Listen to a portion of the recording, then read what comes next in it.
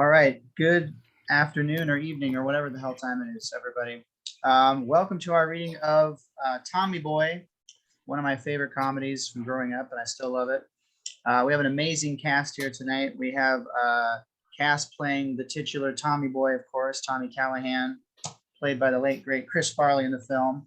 I'm going to play Richard, played by the great David Spade in the film. We're going to have Logan playing a bunch of people, including Ray Zielinski, played by the great Dan Aykroyd in the film, and then he's also going to play what's Rob Lowe's name in this movie? Why do I forget? Paul, yeah. Paul. And apparently Rob Lowe was uncredited for this film, which is a little strange, but he's very funny in this film. We have Angie, of course, doing the scene description, doing the heavy lifting, and she's also going to play Beverly, played by Bo Derek in the film. She's like a 10. You get it? Because she was in that movie 10. We have Anne, of course, playing a bunch of people, including Michelle Brock, the prettiest gal in Sandusky. And she's also going to play Helen the waitress a little bit later, one of my favorite characters, who apparently was written to be played by Roseanne. Fun fact. And then, of course, we have Travis, who I keep trying to not invite him, but he keeps showing up anyway. Here he is playing Big Tom Callahan and playing a whole bunch of other people as well. So, yeah, whenever you're ready, Angie, we can go ahead and get started. Tommy Boy, a Midwestern by Bonnie Turner and Terry Turner. Open on interior house morning. Through a large riot of green tree branches, we can see the bottom 5 rungs of a treehouse.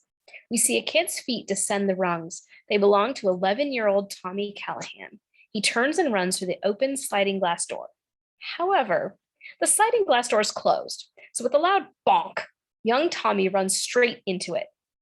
Staggering back in brief shock, he orients himself, throws open the glass door, and runs inside the house.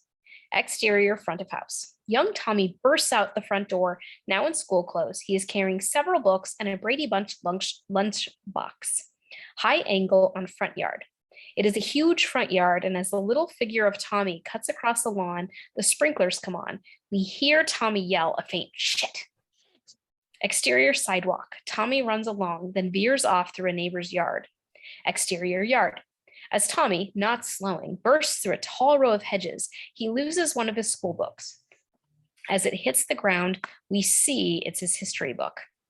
Exterior grass alley. We track Dolly along the side of running Tommy, only seeing his turning legs.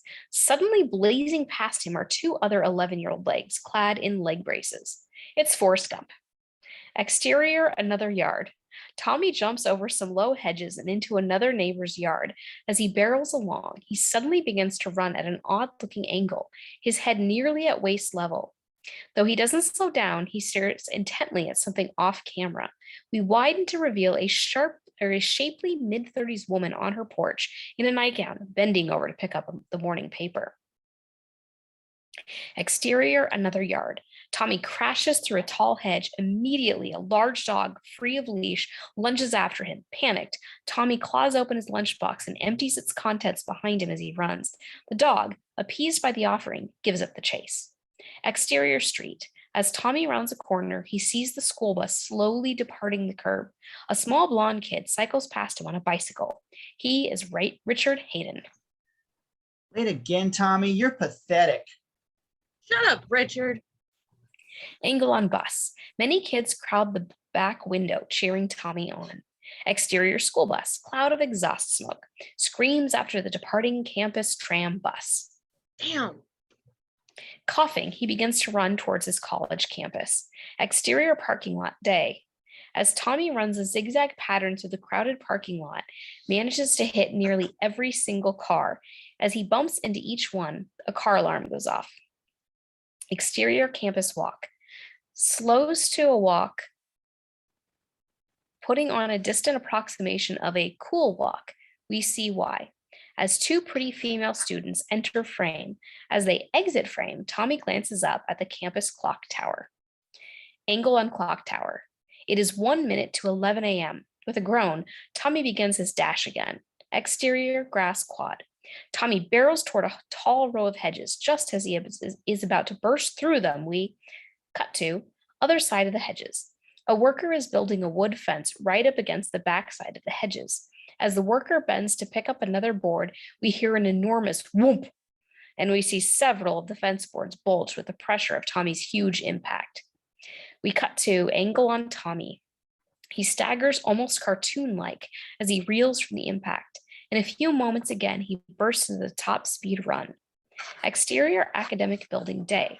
Tommy runs to a set of double steel doors and grabs the handle. It won't open. He pulls on it, pounds on it, screams at it, body slams it. No, no, sweet Jesus, no. A girl walks up and pulls open the other door. She holds it open and looks at Tommy. He sheepishly walks inside. Interior classroom day. We see the legs of a professor as she hands the finals test out to the front row of students. The camera pans to the front row until it comes up on Tommy. He is sweating buckets, his chest heaving. He is a complete, disheveled, nervous mess. Angle on the first question on the history final.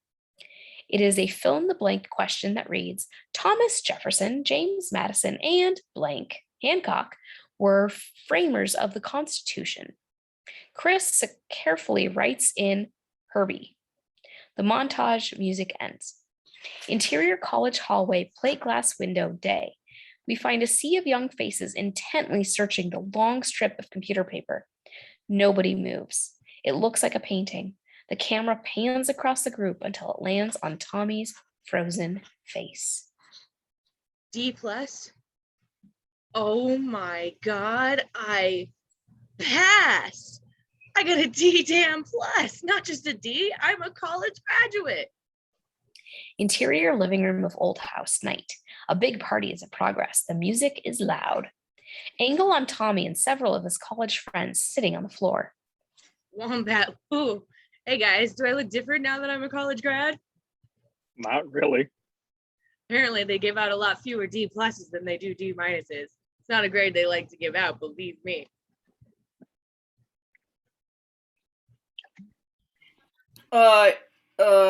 Yeah, you. So that's it for school. Now what?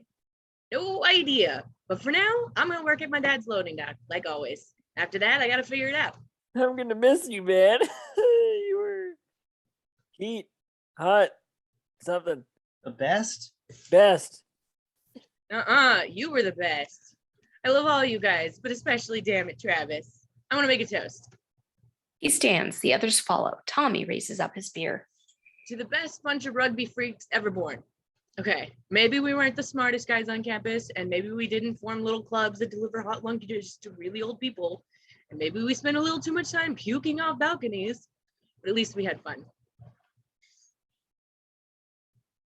Now, some of us are leaving, and that's sad, but this isn't the end. No way. We're gonna show this world a thing or two. We're gonna show. He passes out and falls to the coffee table. Angle on Tommy and several of his college friends sitting Oh, on the you skipped floor. to Page 9, sorry, that's a repeat. Oh. Yes. Yeah, I don't know why they did that. Okay, let's see. A shot of plane landing at an airport. Exterior tarmac, Sandusky Airport. The baggage is being offloaded to the old-fashioned way, onto the tarmac. Tommy ad-libs hellos to Richard Hayden, the older version of the little boy on the bus. They're watching the bags come off the plane. So Richard, where's my dad? I thought he was gonna meet me at the airport. He was at the airport this morning, but you weren't on the plane. Oh, he said he had a surprise for me? Maybe, I guess you should have called. Well, I did call earlier using the phone. Earlier, when? Later when I left a message. A message. What number did you call? 6529-4. I can't hear you. You're trailing off. Did I hear a niner in there? Were you calling on a walkie-talkie? No, it's cordless. You know what? Don't. Not here. Not now. They look at the bags a beat. So did you hear I finally graduated? Yeah, and a shade under a decade too. All right. Hey, a lot of people go to college for 7 years. Yeah, they're called doctors. All that has to be you. Angle on bag coming down the conveyor belt. A hefty trash bag filled with clothes and wire hangers sticking out the sides. A beat up brown paper sack closed with duct tape, and an open box with a blender and a desk lamp are all rigged together with airline tape. Exterior highway into Sandusky day. Richard's cherried out Plymouth GTX passes a closed factory with padlocked gates and a for sale sign. Interior Richard's car day. Tommy eats from a large bag of M&Ms as he looks out the window. Hey, what happened to the muffler plant? Shut down last month. Would you mind not eating in the car? It's kind of a rule. Tommy sets the bag down on the dashboard. So you still got your GTX car, huh?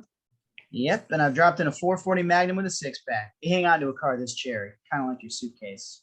Kind of like your suitcase. So what's new with the old gang from high school? I don't know. I don't really like the old gang from high school. Tommy looks out the window and sees another closed plant. Jesus, the tire plant's gone too. The M&Ms start rolling out of the bag onto the defrost vents. As they hit the blower fans inside the dash, we hear clattering sounds.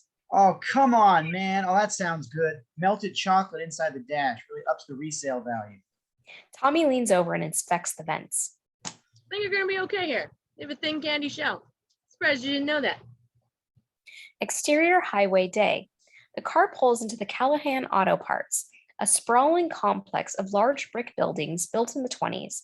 A water tower with the Callahan name sits in the background. Exterior guard shack day. Frankie, the middle-aged guard, steps out to meet the car. Richard smiles at him politely. Passing through, thank you.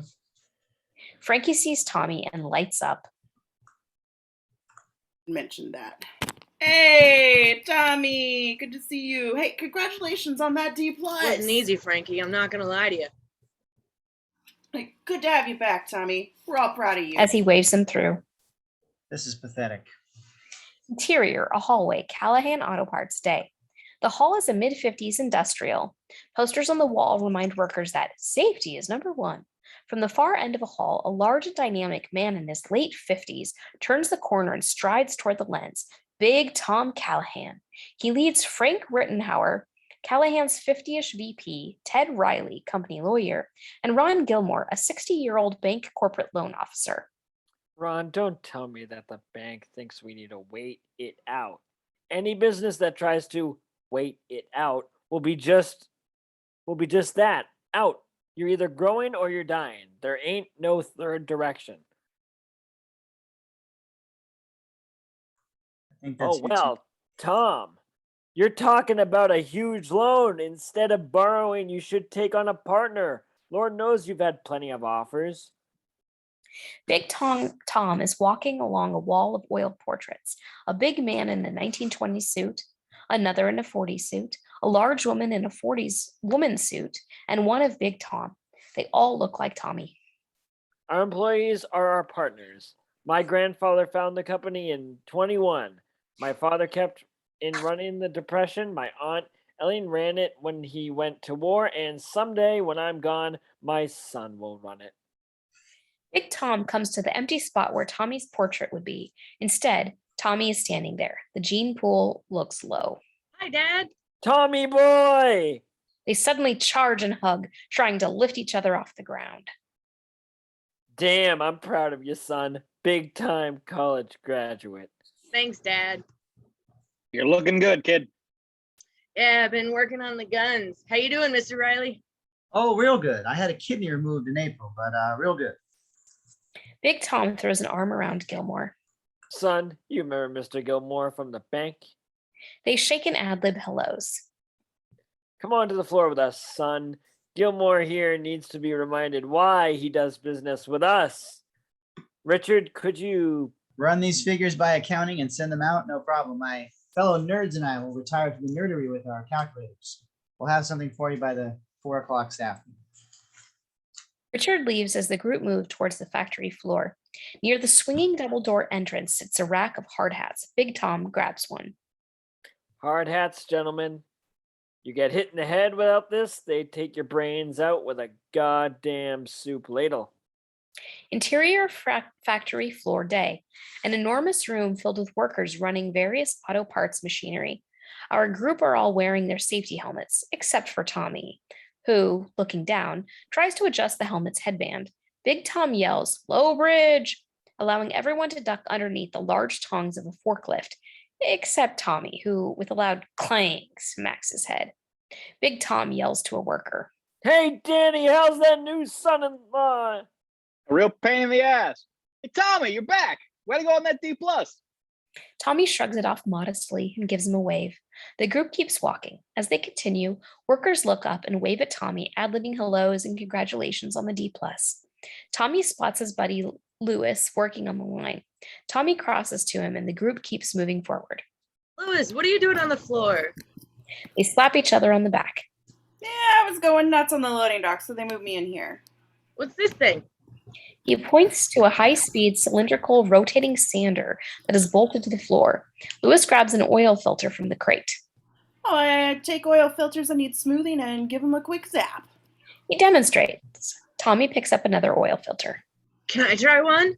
Help yourself. Tommy holds the filter with both hands and eases it down on the sander. It rockets off his hands and shoots up like a baseball jumping off a bat. As it flies into the distance, it breaks through the ceiling-high window with a tiny pop, a beat as they stare. Nice distance. If it comes up, can we say lightning broke the window? Tommy, let's go, son. Another angle. We see Big Tom and the group at the far end of the floor near a set of steel double doors. Interior brake pad division, same time. Close on Big Tom and the group as they enter. Here she is, Ron, my dream. This, my friend, is our new brake pad division. It's the future of Callahan Auto. Angle on. The huge room is filled with giant machinery. It is quiet. Tommy enters out of breath.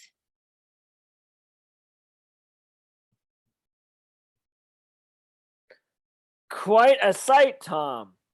Hey, Dad, this is awesome. You say these brake pads are going to revolutionize the industry?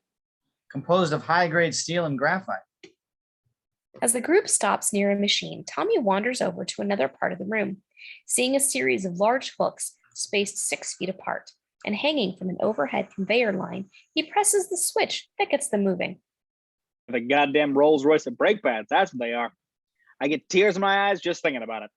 I'll need fresh capital for material and a new workforce before I can turn on the machines. Angle on Tommy begins playfully ducking and weaving under the large, heavy hooks. What is that hook? I'm sorry. Did you say something about my chick? No, I'm cool. I don't want no trouble, but I do want to show you something. Well, what is it? Here you go, Hook. Who's laughing now? Angle on Big Tom continues to plead his case with Gilmore. In the background, Tommy continues dodging the hooks completely unnoticed by the group. Ron, my annual sales trip is coming up now. You know there's no one who can push a new product better than me.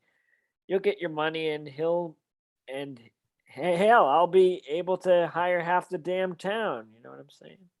No, we Angle don't know on anything. Tommy. He's completely in his own world. I move like Panther. Every tendon like steel wire. And yet you spineless whelp keep coming? Ah! Angle on Big Tom. Tommy continues in the background, still unnoticed. It's the biggest move I've ever made, and I want your help. Talk to me. Well, let me go back and crunch some numbers. In 23 years, have I ever said no to you? Huh? Why say no when it feels so good saying yes? Angle on Tommy. His back is to another approaching hook. At the last second, he bobs his head away from the impact. Then he runs alongside the hook, screaming like a drill sergeant. Not good enough, Hook. Do you hear, Hook? Yes. Say yes, drill sergeant, sir. Do you hear me, maggot Hook? What's that? Oh, you want some of this, huh? Angle on group. They have now turned toward Tommy, watching silently. He bobs to one side of another hook, then swings underneath it, and then with his back to it, fakes a backhand karate punch, a la Bruce Lee. He holds the pose the way Lee did. Oh, yeah. Tommy suddenly stops, feeling the eyes upon him. He looks sheepishly at the group. Just checking the space spec girders. I'm retarded. Interior Callahan Administration Offices Day. Big Tom is walking down a hallway with his arms around Tommy, who is holding his hands over his eyes. They stop in the front door reading Thomas R. Callahan III. Can I open my eyes now, Dad? Son, I said I didn't have to close them in the first place. Okay, open your eyes. Tommy opens them and sees the door with his nameplate. That's me. This is your office now, college grad. Interior Tommy's office, same time. A young executive's office with a desk, filing credenza, bookcase, small fridge, and a large window. Tommy loves it. Awesome. Hey, there's even a fridge. This is great. You can put 6 packs of beer, soda in there, milk, yogurt. You can freeze candy bars in the little freezer part, eggs. Yes, anything you want to keep cool. Mr. Callahan, I need your John Hancock on these reports. Ah, John Hancock. My name's Richard. It's Herbie Hancock. Yo, Richard, check out my office. Oh, you have a window. Why shouldn't you? You've been here 10 minutes. Big Tom gives the signed papers back to Richard and turns to Tommy. take a look at our latest catalog and get to know it. It's important. And Richard, promise me you'll look after Tommy here until he gets his feet wet. Sure. And thanks for choosing me. Big Tom exits. Tommy opens the catalog and stares at it. Richard looks over his shoulder. It's called reading. We go left to right, top to bottom. A group of words together form a sentence. Take Tylenol for any headaches. Exterior Sandusky day. A Greyhound bus pulls up to the curb. With a loud hiss, the doors open, and out steps Paul Barish, a good-looking man in his late 20s. As he pauses at the curb to take a long drink from a carton of chocolate milk, the bus idling loudly, we see an 11-year-old kid has his face pressed against the bus window, furiously making faces at Paul. Inches behind his head, without looking, Paul suddenly raps his knuckle loudly against the bus window, sending the kid scampering back in fright. A woman passes, pushing a baby carriage. A woman is scolding an older, whining child. So she is oblivious, as we see. Paul drains the last of his chocolate milk, crumples the carton, then casually and matter-of-factly discards it into the passing baby carriage. Adjusting his suit, Paul walks on down the street. Exterior Callahan House day. The same stately Midwestern mansion from the movie opening. The Cadillac pulls into the driveway. Exterior swimming pool patio area day. Close on father and son as they enter from the sliding glass door. Tommy is again covering his eyes. Can I open them now? For God's sake, son, quit covering your damn eyes. Tommy uncovers his eyes and reacts to angle on swimming pool. Beverly, a voluptuous woman, emerges from the pool in a bathing suit. Tommy's jaw drops. Holy shnikes. Is that for me? As she comes closer, we see she's a beautiful woman in her mid-40s. No, son, that's for me.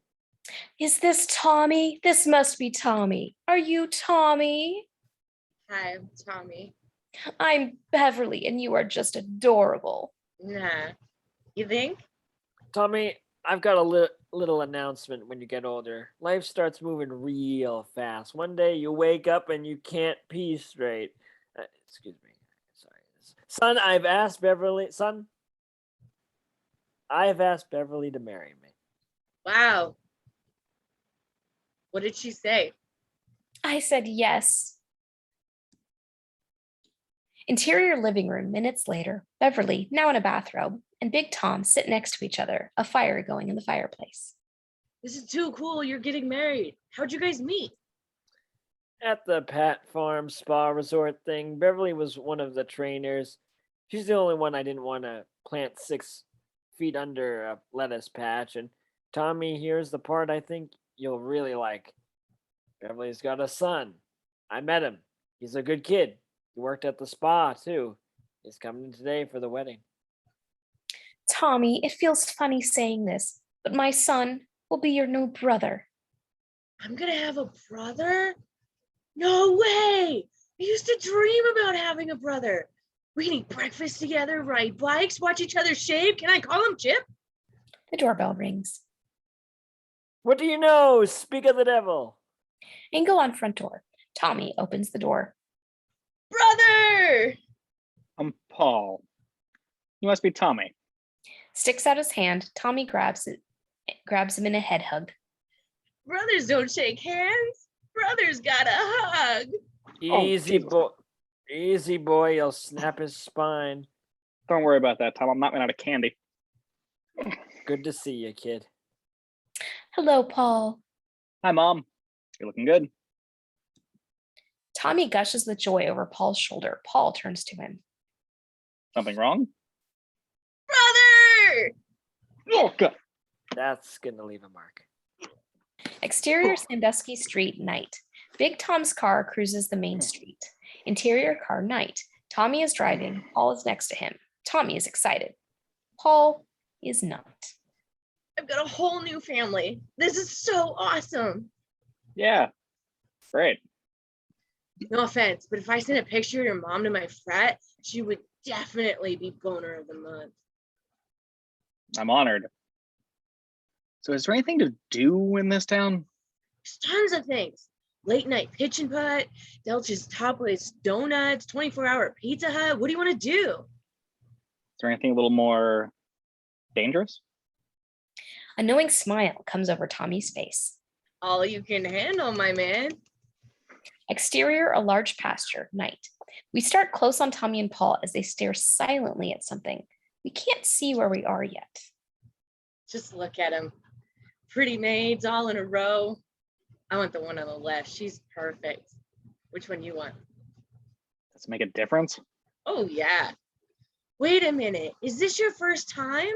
It is, right? Yes, Tommy, it is.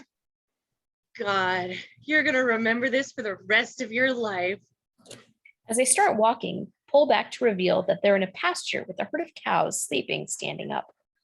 And you're going to always know it was your brother Tommy who took you. Paul just rolls his eyes. You swear to God you've never gone cow tipping? What do you do on Halloween? Got laid, I guess. Okay, get ready to live. They reach a cow who is fast asleep on her feet. What you do is you put your shoulder into her and push. This doesn't strike you as kind of dumb?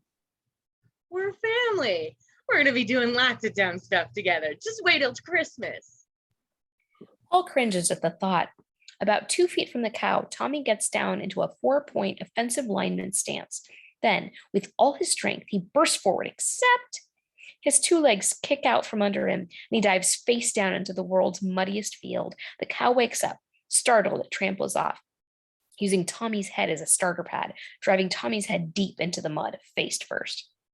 As the frightened cow scampers off, its frantic mooing wakes the rest of the cows in the area, who turn in panic and start a little mini stampede. Screaming, Paul stands in the field, dodging cows.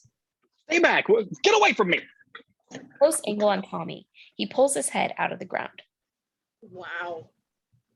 A floodlight turns on and a man shouts from the farmhouse. Run for it. Then a shotgun blast goes off.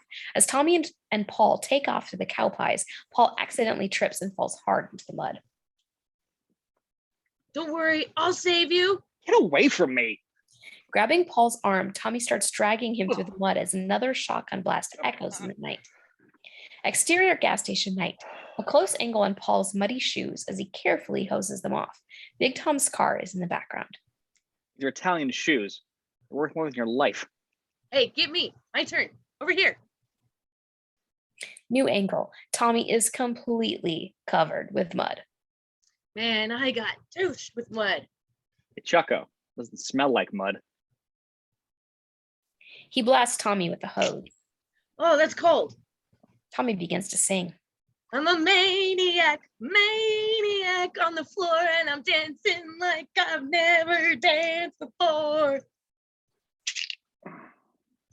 Paul shuts him up by spraying water into his face. Hey, did you eat a lot of paint chips as a kid? Why? Interior hallway day. Richard walks up to the door of Tommy's office. As he's about to knock, he hears strange noises from inside the room and stops, confused. Oh, la, le, la, lo, lo. Interior Tommy's office, continuous. Tommy is talking, singing into his desk fan. Luke, I am your father. Richard enters, clearly annoyed. Ah, la, lo, le, lo, la, lo. Tommy looks up and sees Richard standing there. I've interrupted happy time. Your father wants you to check out the delay problems we're having on the loading dock. Now I know you just love to sit there and keep being not slim, but we got to work a little, okay? That was from Star Wars.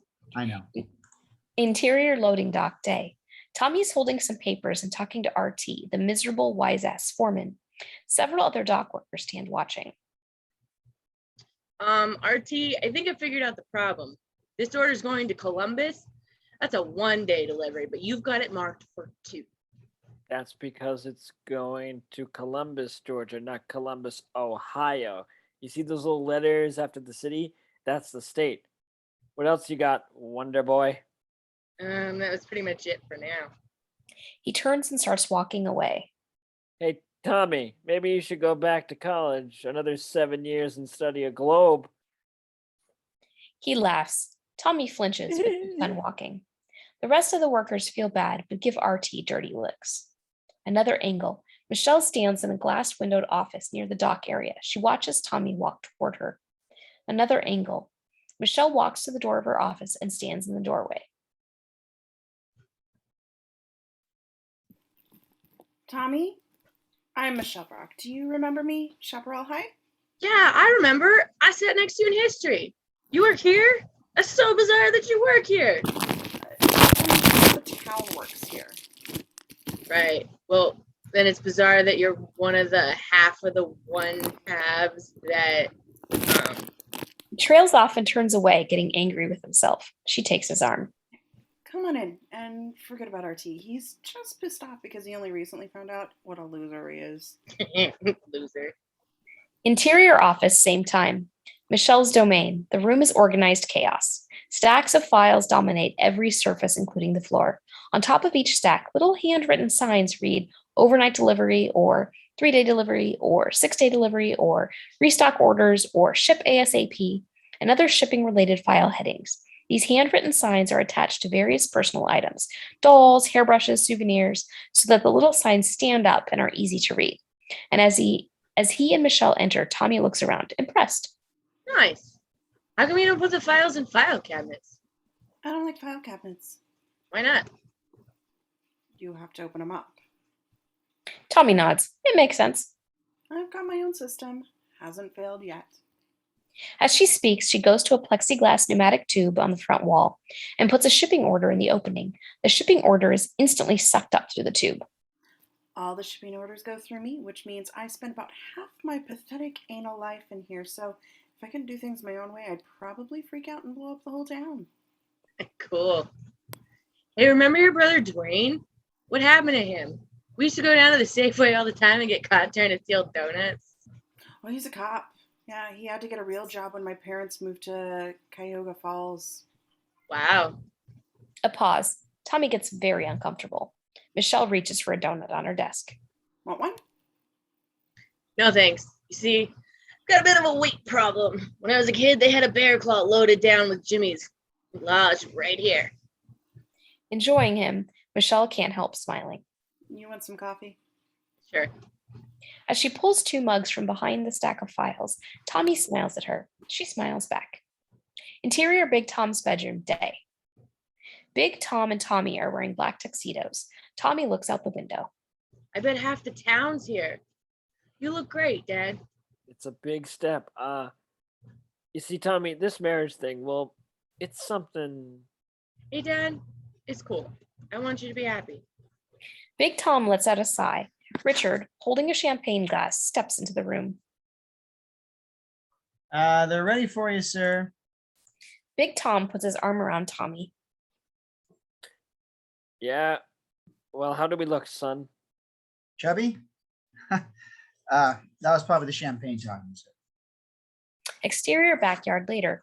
Big Tom and Beverly stand at the altar before a minister. Tommy and Paul are at their parents' sides. The camera pans faces of the crowd as the ceremony continues. We recognize many of the workers.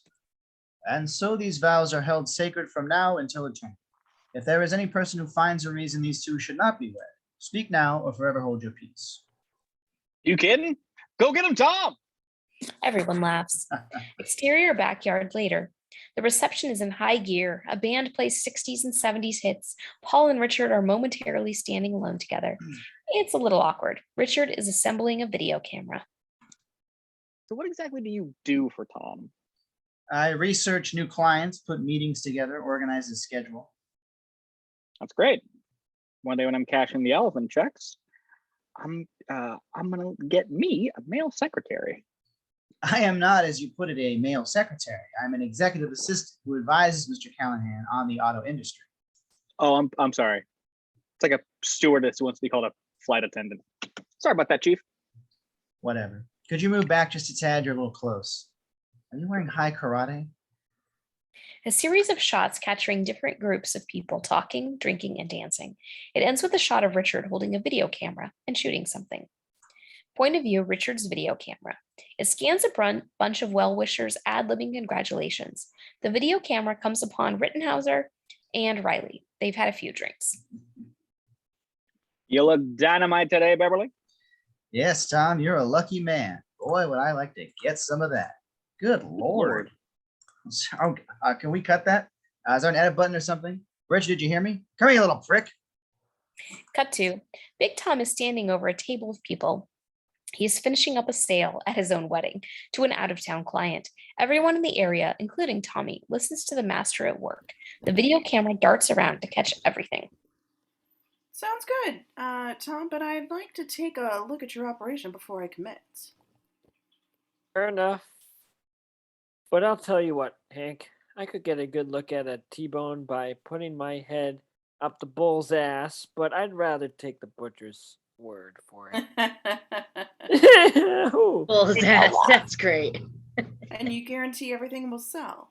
Hank, I could try to guarantee you all day, but we both know a guarantee is only as good as the man who writes it. My name is on the company. During this, he reaches into his tux pocket and pulls out a folded paper, opens it, takes out a pen, and signs his name, then slaps the paper down on the table. And my name is on the paper. That's a blank page, Doug. And we can fill it in any kind of deal you want. Sounds good, Tom. Big Tom turns into Richard's camera, talking low but excited. I got 8 whiskey sours.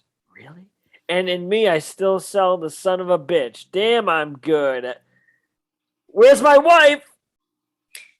Angle on, Big Tom and Beverly slow dancing on the dance floor. While Beverly and Tom dance, Paul smiles over to Michelle. Michelle catches her eye and averts her gaze. A small group of late 30-ish women sit near a bar drinking and chain smoking. They are watching Big Tom and Beverly dance. Oh, look at her. She knows she just landed the richest fish in Sandusky. I think they make a very sweet couple. Oh, for heaven's sake, Shun. When you see two dogs going at it in your front yard, you call me on the phone all weepy-eyed.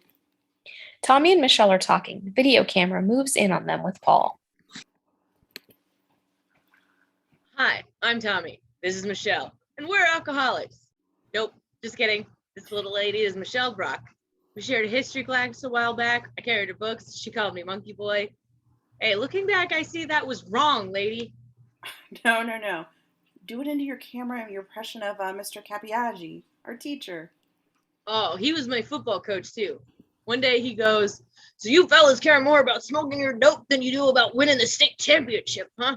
Well, hell, maybe I should go out and party with you all about, find out what the hoopla's all about. Sacrificing the big game for a bag of pot, that stuff must be pretty damn good. Next party, I say you count me in. Cut to that night. Oh, you assholes, man. I say we just skip the game, but the principal's been on my ass. Hey, let's have Callahan quarterback just for shits and giggles. Michelle and the immediate crowd laugh. Interior backyard later. Back to film. The band has just finished the song. Big Tom and Tommy are on the stage, and as the band launches into the Temptations' Get Ready, they belt out the lyrics. I've never met a girl who makes me feel the way that you do. All right. So what I'm gonna do is stick by your side like glue. All right. So Sophie, we five, bum. look Look out, out, baby, because because here I come.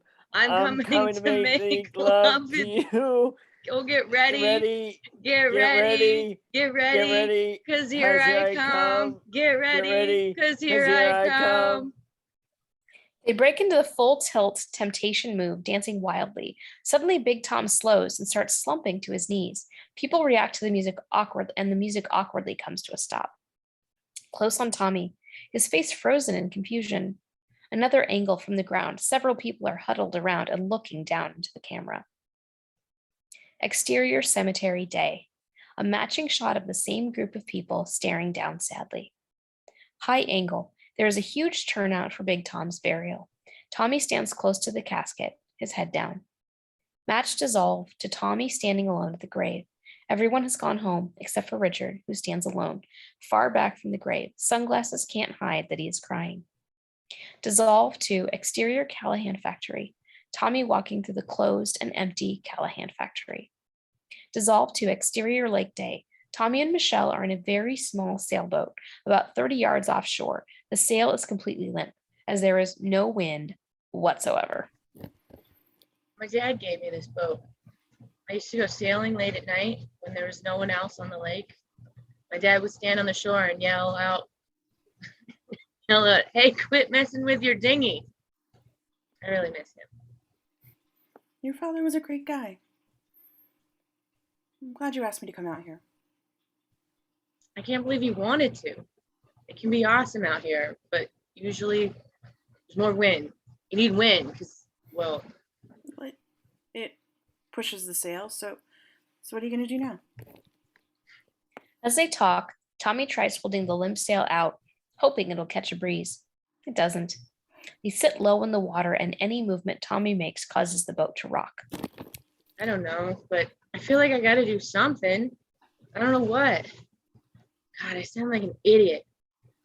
Damn, I'm sorry there's no wind. No, this is great. It's peaceful. From off camera, on the shore, we hear several kids yell out to the boat.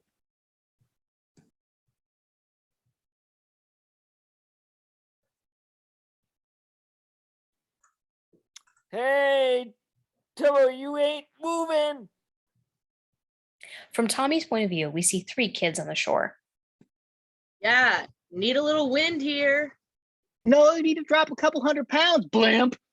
Yeah, well, I guess that's your theory. So we'll see what happens tomorrow. Hey, your sail is limp, like your dick, Joy Boy. Hey, watch your language in front of the lady, punk. So you were saying? Duh, I'm shit by the sailor man. You better pray to the god of skinny punks that this wind doesn't pick up, because I'll come over there and jam an oar up your ass. Oh! I'm sorry, those kids yelling at me keep interrupting you. Did you say... Hey, lady, look out! There's a fat whale on your boat! Yeah, Free Willy. Tommy tries to ignore the kids and keep talking, with limited success. So how do you like working at Hey, Santa Claus, have you been eating the reindeer again? Callahan Factory? Is it good or...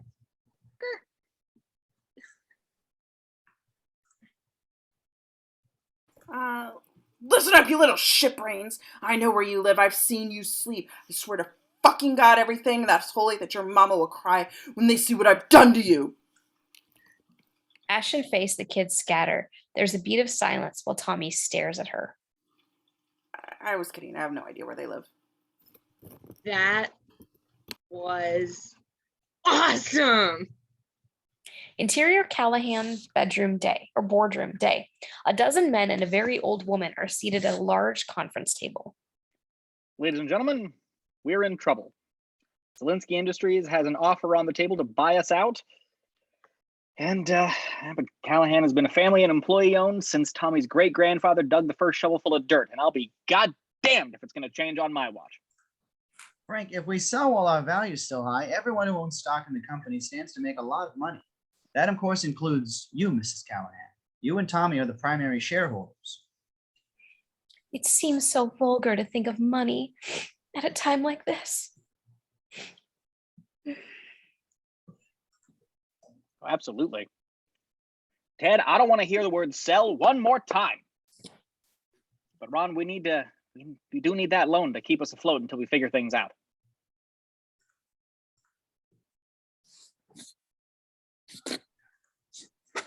Mr. Gilmore, are you there? I'm sorry, Frank. We can't do that.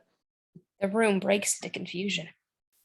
Big Tom gone way over his head when he built the new brake pad division. My bank just can't take the chance on putting out any more money. Let's face it, when Big Tom died, Callahan Auto may have died with him. If this factory goes under, the whole town goes under. That's when the whores come in. Board groans mildly. She's at it again. I'm sorry, ma'am. What was that? The room really groans. Men laying their trick money down, $20 to pay the rent. Maybe instead I'll spend it on the whore. Frank, I don't think we have any choice. Maybe I can help. The group all turn their heads to him. How about if I put up my house? If I use my house for collateral, would you give us the loan then? Well, yes, I suppose so. Wait a second. What are you saying, Tommy? You just want to hand over your inheritance? If it'll help get the brake pads going. Dad said the new pads were the future of Callahan. Yeah, but who's going to sell them? I will. I'll go on my dad's sales trip. I'll be goddamn. Whores running around doing their little behind shake for the men folk. I kind of like her idea. Do we really want to put the future of the company in Tommy's hands? We're running low on options, Ted. I might be able to stall Zelensky for a couple of weeks. What have we got to lose? How about the jobs of 300 people? I mean, no offense, Tommy, but you don't know the first thing about brake pads. Hey, I know I'm probably not the answer you guys are looking for, but I feel like I gotta do something. And you're right, I don't know much about this stuff. But he does. The camera whips around to Richard. Oh, Christ. That's right. Richard knows more about brake pads than anyone here. And since you were my dad's right-hand man, He flips to Richard's day at a glance. let's see. I believe you got the rest of the year wide open. No, time out. Bad idea. Me no likey. There's not much anyone can do to help baby Huey out there on the road. You have a better suggestion? Whores are like spiders. They trap the menfolk inside their sweet whore webs. For Christ's sake, just once during the war, I visited a prostitute, and my life has been a living hell ever since. Exterior highway day. Music, loud, upbeat. Richard's Plymouth passes a sign, now leaving Ohio. Interior Richard's Plymouth day. Richard is driving. Tommy is eating French fries by putting a fry in his mouth, then sucking a complete fast food packet of ketchup with each bite. Oh, I can actually hear you getting fatter. Tommy turns the radio louder. Richard turns it off. Look, what did I say about eating in the car? It's not good because it'll spoil your dinner. Hey, Tommy, this is not a vacation for me. I'm doing this against my will. But as long as we're out here, why don't you at least pretend to work? So let's review. Okay, you're right. Review time. Let's do it up. Feed me. First, what are the 3 grades of Callahan brake pads? Personal, commercial, and agricultural. Exterior Greater Indiana Auto Parts Parking Day. Richard stands by the car, waiting patiently as Tommy paces around the car. He is a nervous wreck. I'm ready. Let's do it. Richard adjusts Tommy's tie. Okay, let's check you out. Tommy's clip-on tie comes off in Richard's hand. Clip on. Are you sure? Okay, it's sale time. So remember, we don't take no. No shit off anybody. No. We don't take no prisoners. We don't take no for an answer. Yeah, I knew that. We don't take no for an answer. Interior Auto Parts Store Day. The store manager sits in his office contemplating Callahan product literature. He comes to a decision. Angle on manager. No. Angle on Tommy and Richard. Okie dokie. Interior Another Auto Parts Store. Number 2 day. I'm gonna pass. Angle on Tommy and Richard. Gotcha. Thanks. Interior Yet Another Dealership. Number 3. Angle on manager. I'm going to go ahead and say no. Angle on Tommy and Richard. Terrific. Thanks for your time. Interior A company president's office day.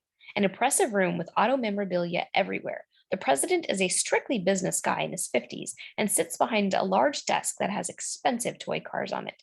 Angle on president.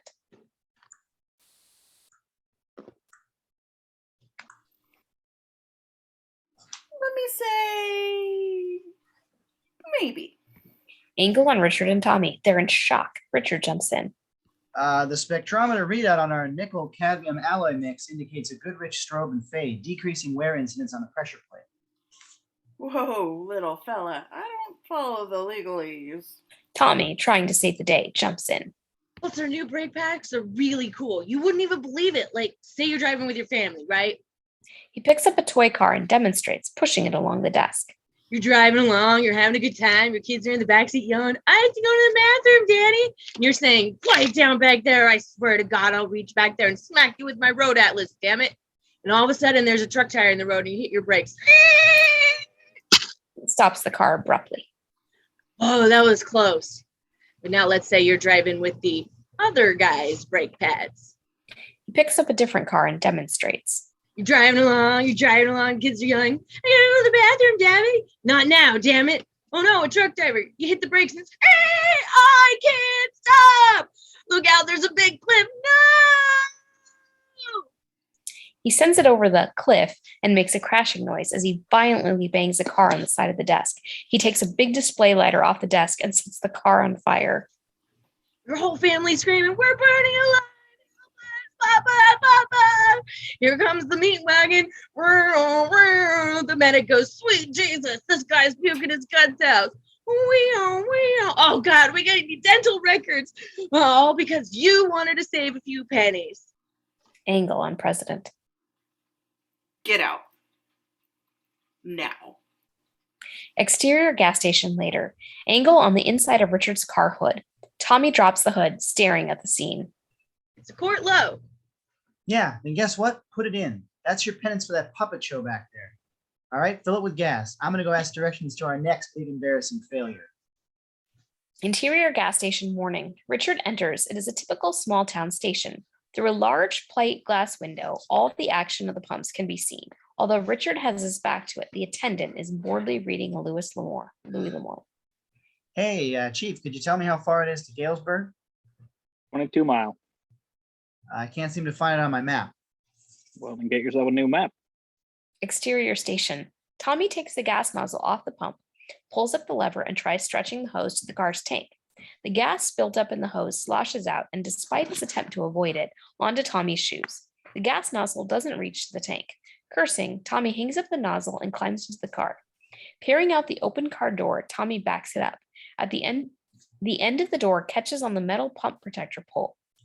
As the car door is ripped back, it hyperextends. Cursing, he pulls the car forward, scrambling out of the car.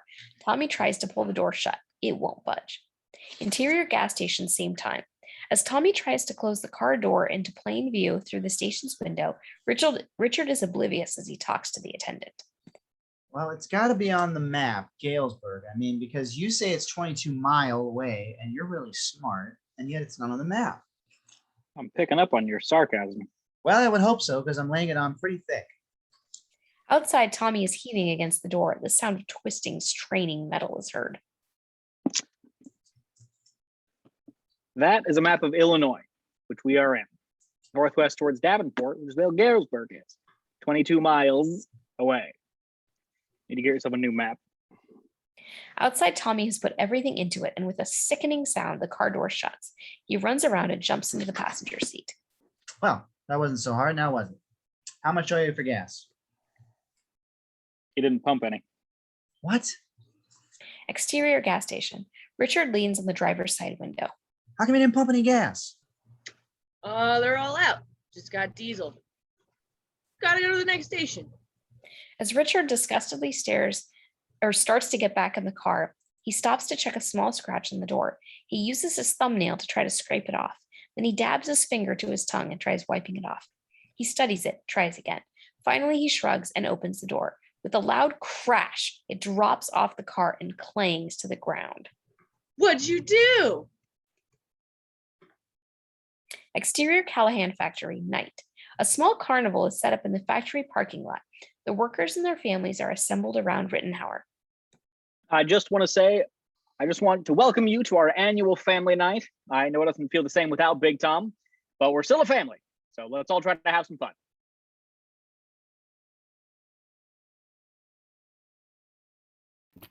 Mr. Rittenauer, is it true that Tommy's out on the road trying to save this place? He's kind of filling in for his dad until things get settled. Hell, we're all screwed. That kid's one apple that fell way off the tree. Other side of Carnival. Paul is drinking a beer as he and Beverly stroll past the kiddie rides. Mommy, can I have a popsicle? Grabbing Paul by the ear, Beverly yanks him to an isolated spot behind one of the rides. Ow, quit it. You want to act like a baby, I'll treat you like one. Now, if you want to act like a big boy. Leaning forward, she draws him into an erotic kiss, quickly breaking it off. Paul looks to make sure no one is watching. Bad, Mommy. Don't call me that, it's creepy. Oh, come on. This is working out better than we thought. Figured it'd be a year before we could cash out in a divorce settlement. Said the guy croaks and you own half the company. Too bad he didn't leave me any cash. Talk to the banker? Unfortunately, your shares aren't worth dick until the company's sold. Although that moment is rapidly approaching. Main Carnival area. As Michelle comes up, Rittenhauer is waving to his granddaughter who's riding on a little kiddie ride.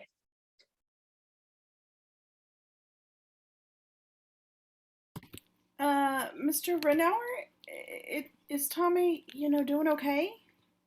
Well, it can take a little time for a salesman to find his style. You think he's finding one? He might be. Nodding her thanks, Michelle turns and walks a bit further. Then, noticing something beyond a carnival ride, she stops and looks. Michelle's point of view. Paul and Beverly disappear around the corner of the factory. Angle on Michelle. Thoughtful. Michelle stares. Exterior, deserted area behind the factory, same time. The only thing keeping us poor is Tommy.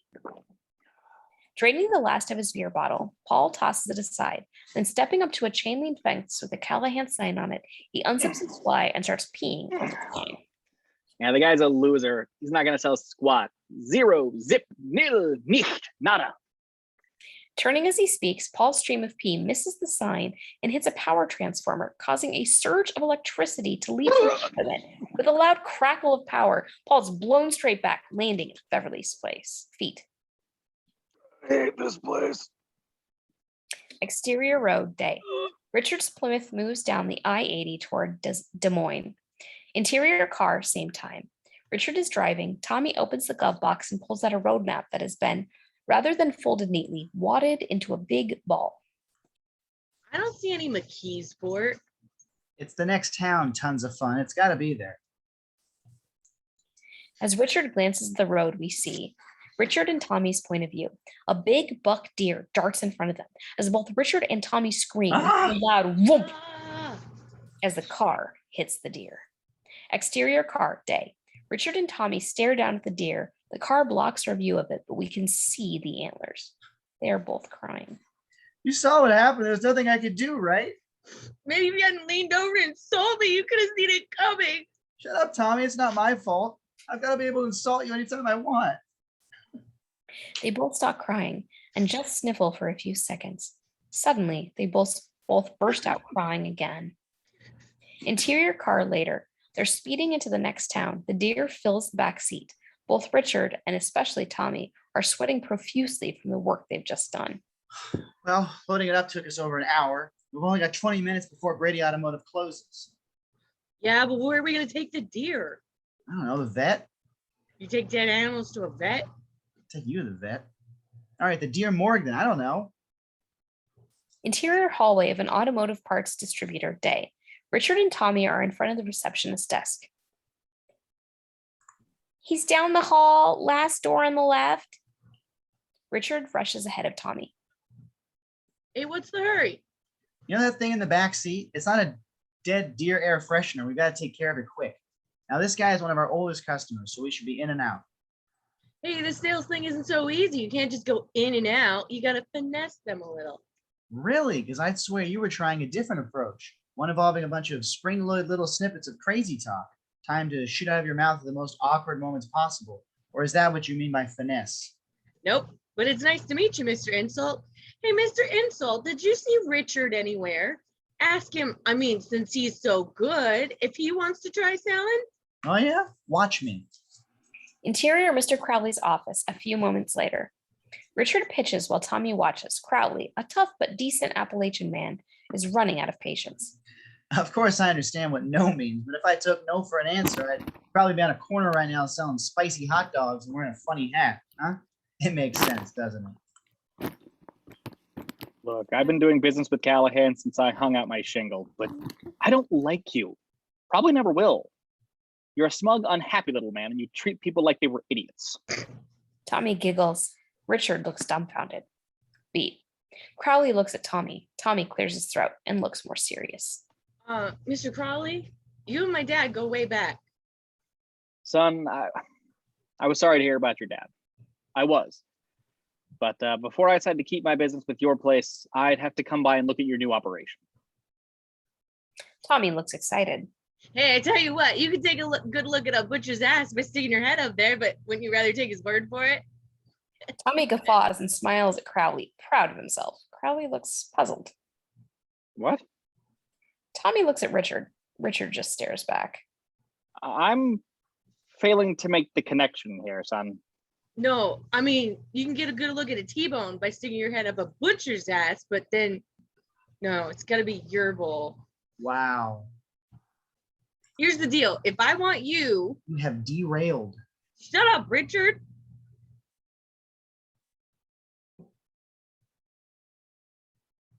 What's that, Mr. Crowley?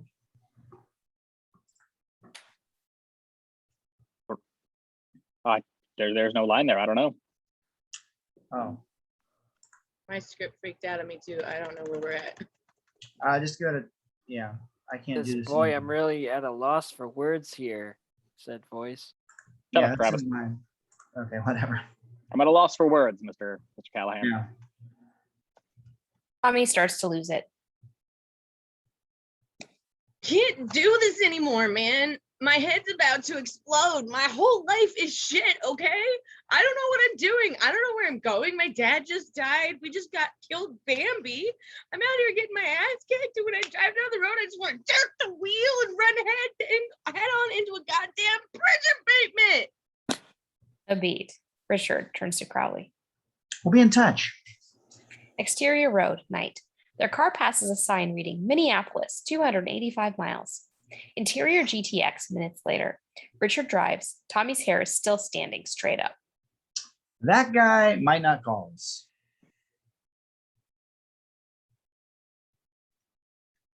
I can't believe he called me a psycho. Were you in there just now? You are a psycho. Good God. Comb your hair. Hey, I'd say you didn't do much better. You thought you were so cool. Watch and learn, he says. Well, I was watching. You know what I saw? Angle on rear view mirror. The deer's head rears up into the reflection and it lets out a big snort. Both Tommy and Richard turn their heads sideways and almost look directly into the waking deer face. Deer! They jump out of the car. The deer destroys the car and soon runs off. No way that just happened. My car is completely destroyed. I swear I've seen a lot of stuff in my life, but that was awesome. Sorry about your car, man. Exterior Deer Glen Motel, night. It is a typical looking small road motel. Closer angle, we see Richard's destroyed car parked in front of room 8. Interior motel room, night. Close angle on the TV. A commercial for Zelensky Auto Parts is playing. A couple of moths flick against the TV screen. If you need starters, spark plugs, ball joints, point gappers, carburetor parts, air filters, oil caps, valve covers, oil gaskets, camshafts, rocker arms, U-joints, anything for your car, you come and see me. You want a guarantee? I'll give you one. I got guarantee stamped on every box. Hell, I got guaranteed stamped on the back of my neck. They were going to stamp it on my butt, but I told them I was a religious man. So if you want... The camera pulls back and we see Tommy lying back on the bed closest to the wide open window, talking on the phone. Richard is on the other bed looking over his car insurance papers. Different angle. From Tommy's point of view, we see in the room's corner a standing lamp. The lamp is surrounded by at least 100 flying moths. Angle on Tommy. He's talking to Michelle. Yeah, I'm getting better. I feel my first sale coming on soon. Yeah, he's here. He's looking over his car insurance forms. No, just a fender bender. As Tommy continues talking, Richard disgustedly leaves the motel room. Moments later, he returns. The camera remains on Tommy as we hear the sound of a vacuum cleaner. Accompanying the vacuum sound is a multitude of strange little bursts of sucking sounds. Uh-huh. What? Oh, Richard is just vacuuming. Yeah, vacuuming. I don't know. I guess he's just a clean freak. Okay. And Michelle, I miss you. Bye. Angle on room. Richard is using the long crevice tool of a vacuum cleaner to suck the moths out of the air. As they enter the pipe, we hear sound as each vacuum moth. You can't sleep with the window open. And I'm going to lay down some other rules too. What are you so mad about? Are you nuts? Do you have to ask? My car was destroyed. We haven't made one sale. The factory is going under. And the guy who should care the most, you, doesn't. Guys like you always get to me. Everything handed to them, so they just don't give a shit. You know what, Richard? You don't know me as well as you think you do. I care about stuff. I'm getting better at the sales thing. Well, I'm not, but I could if you help me. Richard stands near the lamp, morosely staring at the floor. The moths are flying around his head. Tommy grabs a coat from Richard's open suitcase. Richard, is this your coat? Uh-oh. Tommy puts the coat on. It's about 10 sizes too small. Help! That guy's stuck in the skinny guy's coat. That guy's got stuck in a skinny guy's coat. Knock it off. Take my coat off, you dick. Fat guy in a little coat. Fat guy in a little coat. Richard, you're incorrigible. A loud ripping noise comes from the back of the coat. Tommy freezes. Uh-oh. Exterior Callahan house the next morning. From the back of the house, we hear Sinatra's Summer Wind. We hear the phone ringing. Exterior Callahan pool day. The song is coming from large speakers facing out in the yard from an open window. Paul is on a strip of the yard near the neighbor's fence. He has been bench pressing weights, which are littered about his feet. He has his shirt off, is oiled up, and while smoking a cigarette, staring at himself in a large mirror as he applies a steady stream of hairspray to his head. The neighbor's small dog yelps at him in a steady and incessant rhythm. Answer the phone. Interior Callahan breakfast nook. Beverly answers the phone. Hi, Mom. It's Tommy. Tommy, how's the sales trip going? That's okay. I'm sure things will pick up. And you must call us as soon as they do. No, everything's fine here. Well, it's nice having a new son, too. Paul's out back working. He can't come to the phone, but I know he'll be thrilled that you called. She looks out the back window to Paul. Okay, I will. Talk to you soon. Bye. As she hangs up the phone, we see her point of view of Paul, still going through his odd ritual. Close angle on Beverly. The look on her face tells us she's concerned. Exterior Callahan pool, same time. Paul continues applying the hairspray. The dog's barking has been unceasing. Finally, with an almost no-look motion, Paul lights the hairspray stream with a cigarette, creating a mini flamethrower, and gives the dog a good blast of the jet fire. We hear the dog yelp and run off. Paul calmly goes about his business. Exterior highway day. Richard's car, looking pretty bad, drives past a sign reading Duluth, 44 miles. Interior car day. Tom is driving. Hey, good tune. Tommy starts dancing in his seat. Yeah, I don't think so. Richard flips the button to another song. He gets into it. Yeah, Steve Miller Band. Underrated group. That song sucks. He flips another button and we hear the opening notes of Superstar by The Carpenter. The ultimate guilty pleasure song. It immediately mesmerizes them, but they don't want to admit it. Talk about lame. Totally. Change it if you want. I don't care. Up to you. I can live with it if you can. Suit yourself, man. Interior Richard's car, 1 minute later. Tommy and Richard are emotionally screaming along with the radio as tears stream down their faces. Don't you remember you told me you loved me, baby? You said you'd be coming back to play again, baby. Baby, Baby, baby, baby, baby, baby, oh, baby. I I love love you. I really do. Really do. Don't you Don't you remember? remember you told me you love me, baby? You said you'd be Said you coming be back. coming back this.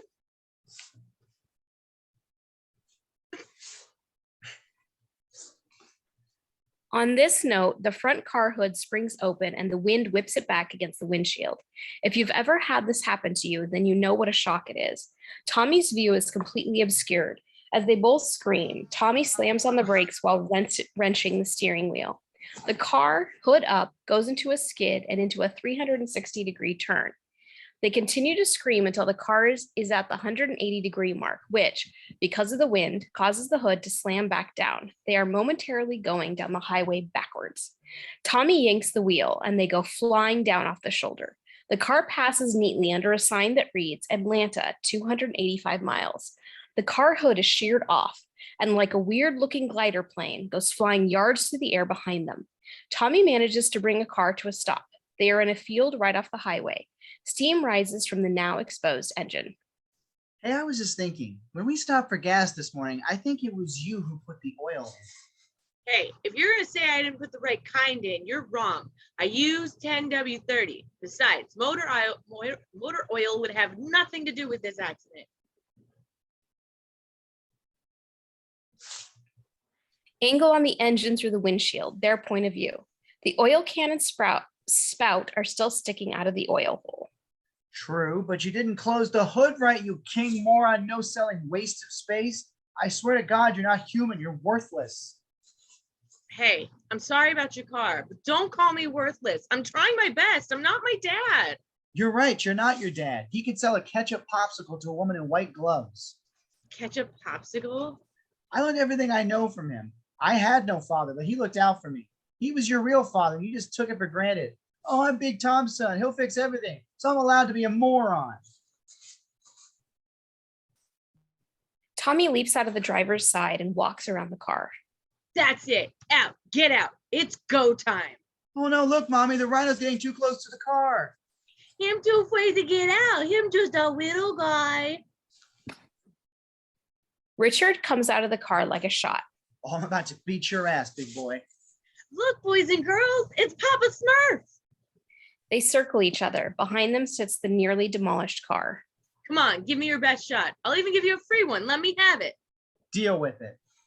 Richard hits Tommy square in the face. Is that it? That's your best? Come on, Captain Limp Wrist, try again. Richard wraps one hand over the other fist and swings it into Tommy's face. It staggers him, but Tommy laughs it off. Is there an open window somewhere? I felt a bit of a draft. I mean, surely that wasn't a punch or something. Richard knees Tommy in the stomach, then in the face. Tommy really feels it, but carries on as if it didn't hurt. Come on, if I had known you wanted a kiss, I would have called your mother. Richard finds a length of 2x4 in the field. He bashes Tommy upside the head, breaking the board in half. Tommy says nothing for a second, then, Oh, that was good. That might leave a mark. Tommy collapses. Hey, Exterior Christmas bar and grill day. We see Richard's car parked outside. Interior bar and grill day, a working class place. Tommy and Richard sit at a booth. They look remorseful and very down. Tommy gingerly touches his face, where we see that he has a big imprint of the board across it. Is there a mark on my face? It really hurts. Right along here, not here or here so much, just right here. Nothing. I'm almost sure I hit you in the shoulder. My shoulder doesn't hurt, but my face does. Just right here. I would think it would leave some kind of mark. Not here or here so much, just outside the board strip, more around this neck of the woods. Nope. Looks ship shape. Miss, I like that shrimp cocktail I saw in the glass case there. Yep. You, what can I get? Jesus, what happened to your face? I knew there was a mark. Not so much here, but more here, right? See, Richard? Anyway, I'll have the chicken wings. Kitchen's closed until dinner. Just got cold stuff and desserts. Some wings would really hit the spot. You sure it's closed? Let me check. Yep, it's closed. Let's do a sugar packet or two. You got a cool place here. Tell it to the owner. He's the one getting rich. Hey, what's your name? Helen. Helen, that's nice. You look like a Helen. Helen, I sure could use one of your smiles right about now. I can't sell a damn thing. My buddy here just beat my ass. You mean your face, right? Same diff. Helen, make him go away. He's too incorrigible. I don't know what that words means. Are you gonna order? That's it, Helen. Keep the sale moving. Now let me tell you why I suck as a salesman. Let's say I even get into some guy's office. Let's say even remotely interested in buying something I'm selling. Well, I get all excited and I become like Jojo, the idiot circus boy with a new pretty pet. The pet is my possible sale. I'm massaging it, stroking it. It's a pretty pet. It's gonna be mine. I love my pet. And crunch. Oh my God, I killed it. Now it won't ever leave me. But Helen, I guess people like us just forge ahead. Am I right? God, you're sick. Tell you what, I'll go turn the fryer back on and throw in some wings for you. She exits the kitchen. Richard stares at him amazed. Did that board to the head knock something loose? What? That 180 you pulled with the waitress. Why can't you sell like that? We're just having fun. If we don't get the wings, so what? We still got that meat lover pizzas in the trunk. A busboy sets Richard's shrimp cocktail in front of him. Hey, you got the wings because you were relaxed. So you had confidence. That's what it takes to sell. Confidence. Your dad had that. Ah, why do you always have to deter these things? Nice, Richard.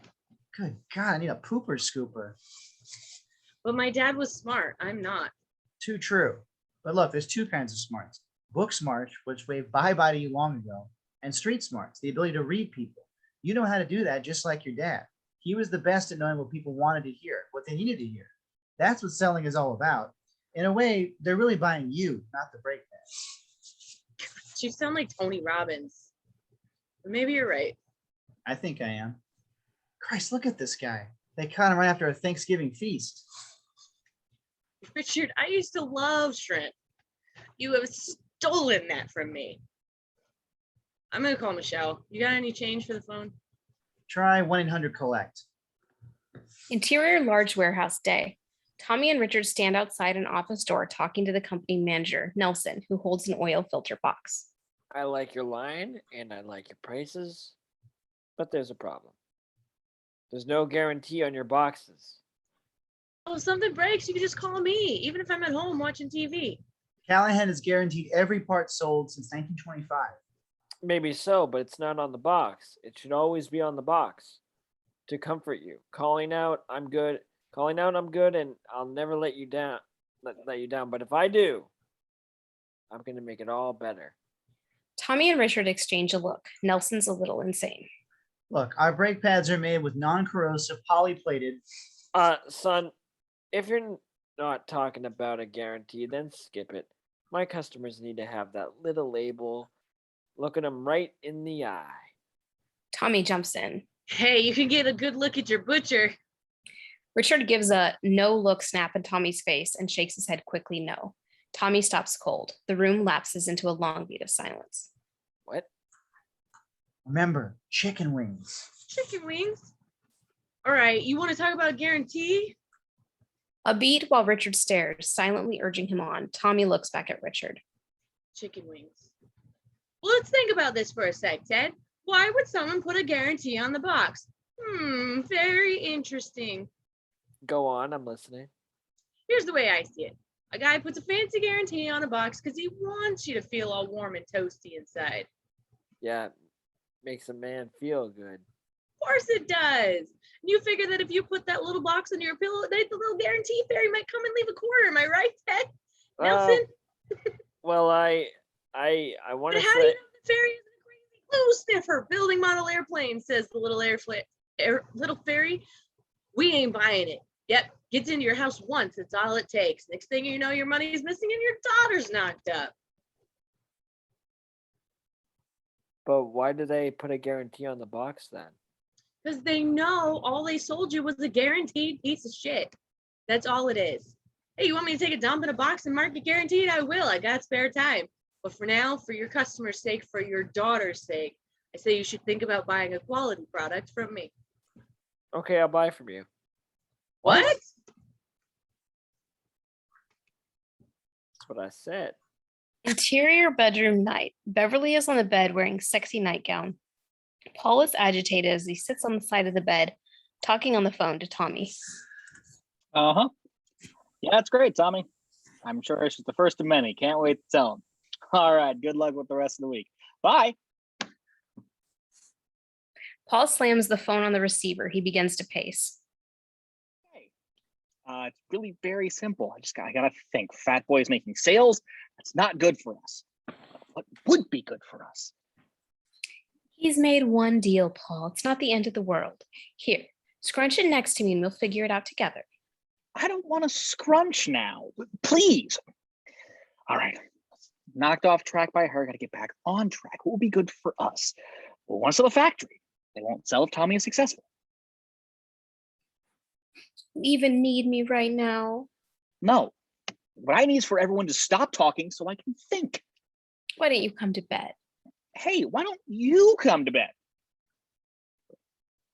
Tommy's making sales. Gotta stop. Wait, I got it.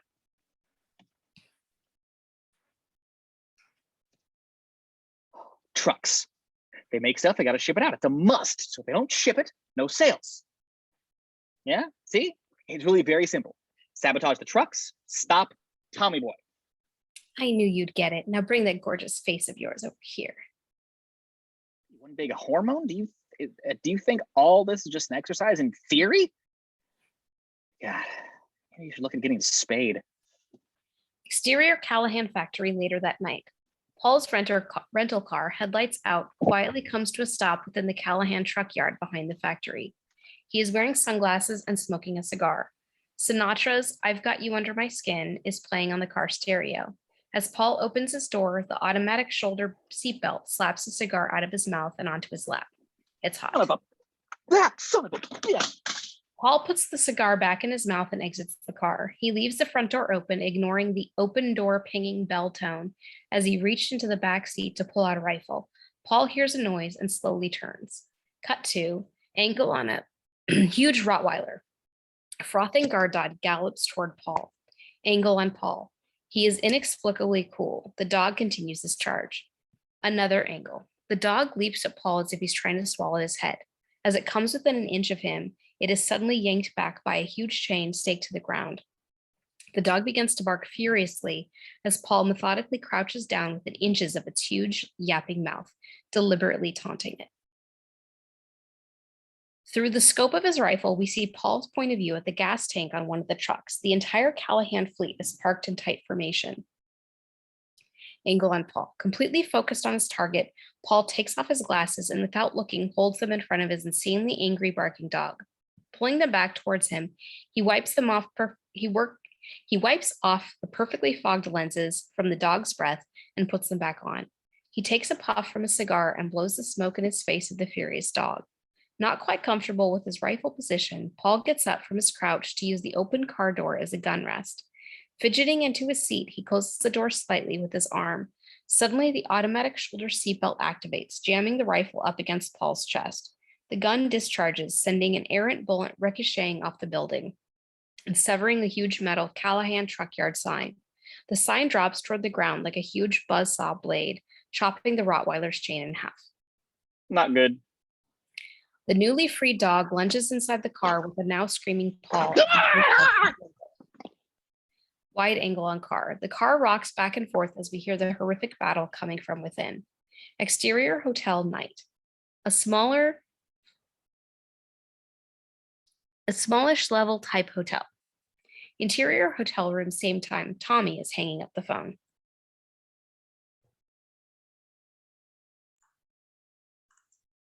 What's that, Tommy? Yes, who else can we tell? Hey, it was a great sale, but we might not always be lucky enough to get an insane guy. I'm gonna plot our trip out, then we should hit it early and keep some momentum going. I'll tell you what, you get all the scientific stuff together and I'll go out and get pizza. The only real strategy I can come up with is have a full stomach. The salesman has left the bill. The door slams. Exterior hotel room night. Tommy walks past the outdoor pool. A beautiful woman in her early 20s is setting up for a night swim.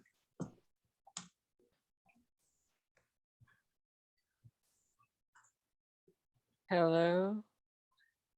Hey, you know where the weight room is? I'll check it out. Tommy keeps walking. Interior room, minute later. Richard turns out the light by his bed. As he starts to close the drapes, he sees the woman by the pool. Angle on woman, Richard's point of view. The woman is now in a thong bikini. She looks around and, apparently not seeing anybody, takes her bikini top off. Angle on Richard. He is in shock. He slowly pulls the drapes to a point where he can spy on her. Angle on woman, Richard's point of view. Almost naked, the moonlight glancing off her every exquisite feature, she stands by the side of the pool as she ties her long hair off. Angle on Richard. He adjusts his position for the best possible viewing spot. Angle on woman. She dives into the water. She swims across the pool, then pulls herself out of the other side. Close angle on Richard. He is staring. We hear the room door open. Different angle. Richard runs to the bed and covers up with a blanket. Tommy knows what was happening.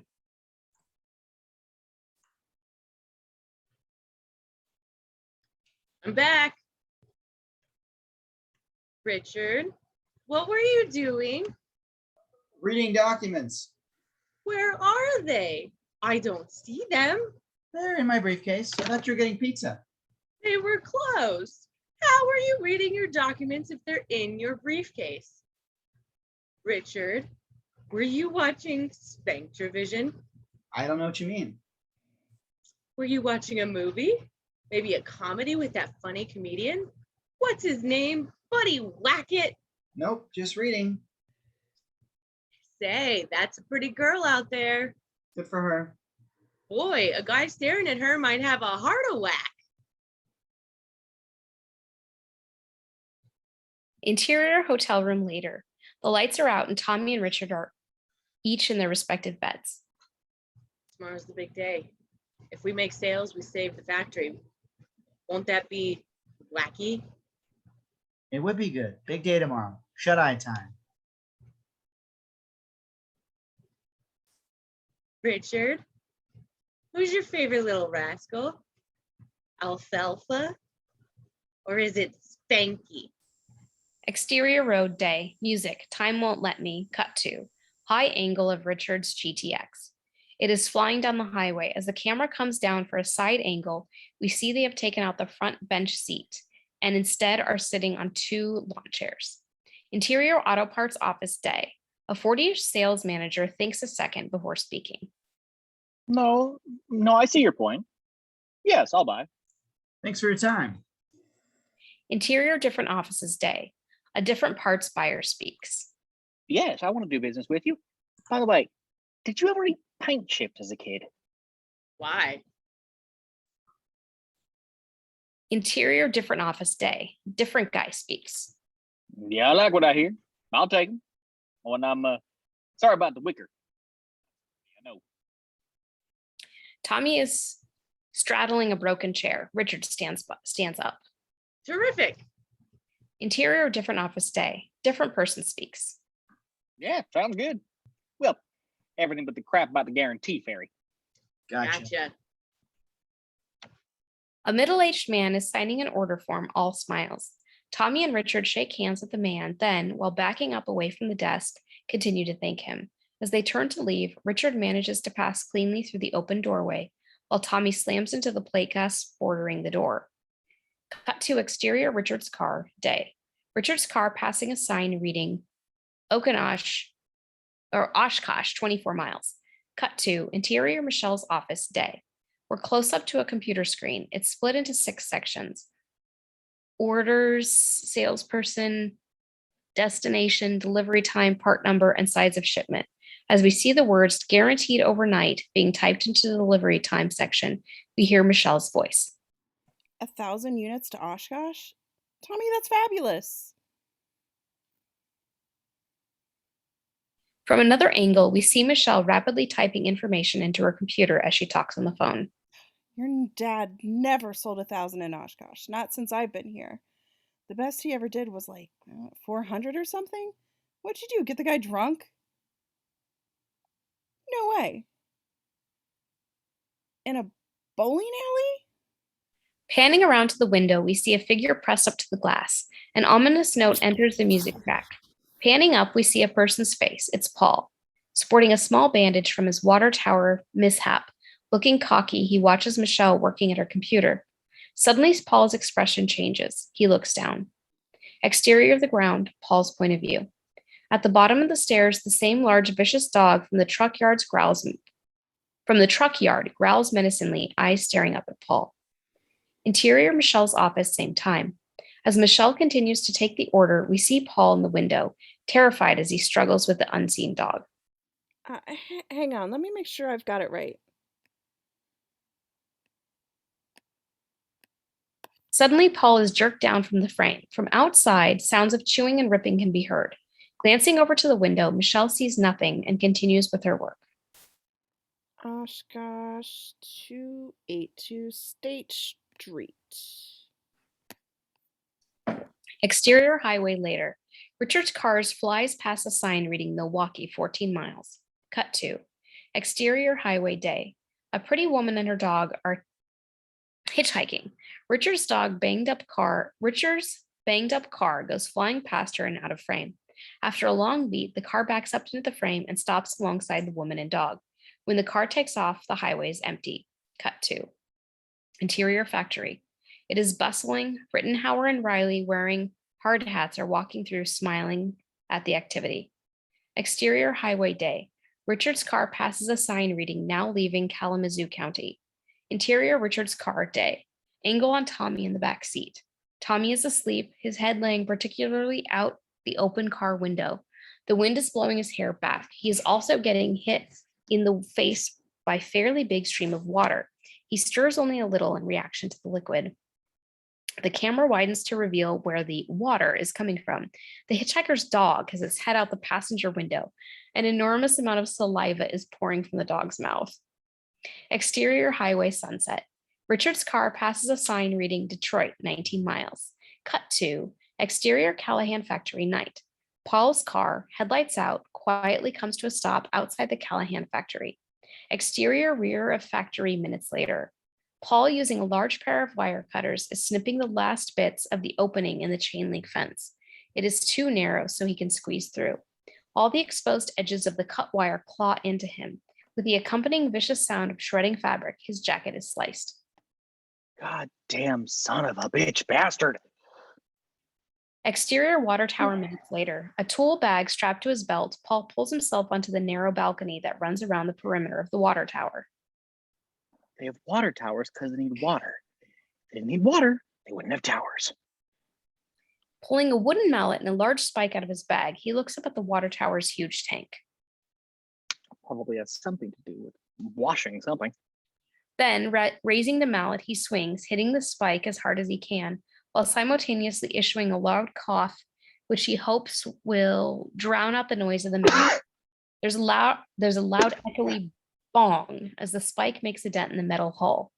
Pausing, Paul looks around, then again swings a mallet. Trying to cover the bong with a cough, he repeats this until he's driven the spike right through the hull. As he struggles to pull the spike out, little spurts of water shoot out around it. Suddenly, the spike comes free and a huge jet stream of water blasts out, striking Paul in the chest with the power of the fire hose. He's instantly blown off the tower, falling with a scream into the hedges below, which have been decoratively trimmed to form the word Callahan. Not good. Exterior highway. Richard's car passes a sign reading Toledo, 18 miles. Exterior highway evening. Richard's car stops on the shoulder. Tommy hops out. From our camera angle, we can only see Tommy's head. As a result of him is blocked by the car. After several beats, Richard slowly pulls the car forward, causing Tommy to frantically run along with it. He is using the car as a shield while he urinates. Richard then speeds off down the road 20 yards. Tommy runs sideways, his back to traffic along the shoulder of the road. He hops into the car, which speeds off. Cut to interior Michelle's office day. We're close up to Michelle's computer screen, showing the shipping data for both Oshkosh, Wisconsin, and Oswego, New York.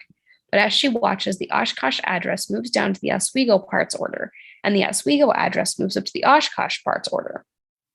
Then the delivery time data, overnight for Oshkosh, 3 days for Oswego, also switches from one to the other and vice versa. Pulling back, we see Paul, a bit more bandaged than before, grinning as he works away at Michelle's computer. His jacket is lying across her desk. Suddenly, voices are heard. Hey, thanks for lunch. I owe you. Switching off her computer, Paul quickly picks up the phone. Well, there you are. I was waiting. Sorry, I thought I'd make a couple calls. What happened to you? Cycling accident? Getting up, he grabs his jacket and vacates her desk. His shirt tail is hanging out. So why'd you want to see me? Sauntering to the front of the room, Paul tosses his jacket on a low file box in the corner and sits down next to it. Well, I just wanted to tell you that Tommy's been talking about you an awful lot lately, and I thought, well, that you might want to know that. He casually leans against the pneumatic tube running up the wall. With a small sound, his shirt tail gets sucked into it. Oh, God, he's sweet. You know, he's so happy to have you and your mom for family. He says the sweetest things about her. Everything he does is sweet. Feeling the pull from his shirt tail, he tries to casually lean away from the suction tube. So, how long until his sweetness gets back? This Friday, which is great because we're backed up on orders as it is, let alone whatever else they sell. He's become this selling machine. Squirming a bit harder to move away from the hungry pneumatic tube, Paul puts a phony smile on his face. Well, between that and his sweetness, I'd say hang on to him. All of a sudden, Paul's shirt is sucked off his body and sucked up to the pneumatic tube, shooting his buttons across the room. Angle on Michelle. Eyebrows raised, she watches. Corner of room. Suddenly finding himself with no shirt on, Paul casually tosses his jacket over his shoulder and saunters out, trying to be as cool as humanly possible. Exterior town, early morning. Richard is hanging up an outdoor payphone. Happily, he yells, "Yes!" Exterior motel room door, minutes later. Richard, wearing the coat with the rip on the back, is carrying 2 coffees on a cardboard tray. Using his room key, he taps loudly on the door while yelling in a high-pitched voice. Housekeeping? We hear Tommy answer sleepily inside the room. No, thank you. Sleeping. Housekeeping? Please come back in an hour. Housekeeping, you want towel? Please, no towels. Need sleepy. Housekeeping, you want mint for pillow? Please, for the love of God, go away. Housekeeping, you want me to jerk you off? We hear a ruckus inside. Tommy throws open a door. He is wrapped in the sheets and blankets from the bed, his hair a mess. Who the hell? Oh, it's you. Good morning. Guess what? Just called Autotech, buddy. They decided to make an order. And by my calculations, that puts us over the mark. We did it? We did it. Tommy lets the sheet drop. He's in his underwear. He walks towards Richard, his arms extended. Oh, Richard, I'm so happy. Hold me. I'm scared too. I need to be held. All right, get off me. I was kidding, but you were into it. Richard, don't run away from your feelings. Exterior highway day. Music, The End of the World by REM. A medium shot of Richard's car traveling down the highway. The roof has now been taped up and has a makeshift cardboard door. Tommy and Richard are both screaming along with the lyrics. Exterior different road later the day. Music, Come On Eileen by Dexy's Midnight Runners. A closer shot of Richard's car flying down a different road. Again, Tommy and Richard are screaming out the lyrics. Exterior Sandusky Road day. Richard's car starts to slowly make the turn into the Callahan house. Music, Heirs to by Mochi Dates. Tommy and Richard, tears streaming down their faces, sing along with the song. It's There's true. two. Something Come on, come to. It's true. There's two. Exterior Callahan house, same time. The taped up car pulls up and Tommy and Richard get out. Interior Callahan house staircase day. Paul and Beverly are bringing suitcases down the stairs. Paul's still banged up a little and he's limping. O'clock tonight, babe. The fat boy defaults on his loan. The bank grabs his shares, and we're in Chicago closing the sale. While he's back here in Sandusky being a pathetic piece of... The front door bursts open. Tommy and Richard enter. Tommy's back! Didn't see your face. Who's got a hug for the king of the road? Congratulations, Tommy. We heard you did great. Hey, come on. Where's my hug? Man, you should have seen us out there. We could have sold ketchup to a woman making popsicles. She got white gloves. All right, you nailed that. Whatever. But here's the plan. We are going to celebrate the whole family. You guys going somewhere? Yes, my grandmother in Alaska, she's dying. I just wanted to be there with her. Family comes first with us. You are such good people. Richard looks like he's going to be ill. And Tommy, when you die, we're going to be there for you too, buddy. Thanks, man. And when you guys get back, we're all going to go out because this is great. Callahan Auto is back on top. Interior Rittenhauer's office day. Rittenhauer slams the door after letting in Tommy and Richard. He's obviously upset. Something went haywire down in shipping and receiving. Most of the shipments got screwed up in the computer. Wrong parts went to the wrong cities, and now all hell's broken loose. I don't believe this. Okay, so we call everyone and explain what happened. Half the orders have already been canceled. I think it's an indication of how things work around here. Problem is, we won't be able to make the loan payment to the bank. This is like a bad Twilight Zone. I think I'm growing a tumor. Look, we'll call the bank. Maybe they'll give us a break. Hell, we've been doing business with us for 23 years. Oh, great. My skull's starting to pulsate. Tommy, it's over. You made a valiant effort, but we can't make this payment, and we'll be forced to sell to Zelensky. What will happen to the factory? Zelensky's a shark. He'll take the money, shut down the plant, and make the parts overseas. Did anyone see scanners? Bottom line is, we're all going to be looking for work. Michelle's office later. Michelle is angrily packing her personal items into a box. Tommy walks in. He's upset, but doesn't want to show it. Don't say anything, okay? I know I've ruined your entire life and you hate me, and let me pack and then I'll go crawl into a dark hole for a few years. Hi. He smiles and kind of waves. So do you hate me? I just don't get it. I guaranteed overnight delivery. I mean, we faxed you the right shipping address, didn't we? Yes, and they were right when I put them in the computer. I know I entered the right billing addresses. I swear. But then how? Ugh. Jeez, come on. Why would... This was so big. You think I don't know that it was big? I know it was big, but it wasn't my fault. Why can't you keep your files in file cabinets like everybody else, huh? Maybe if you weren't such a rebel, you could avoid... Well, don't worry about it because I've been fired, so you won't have to put up with anything anymore.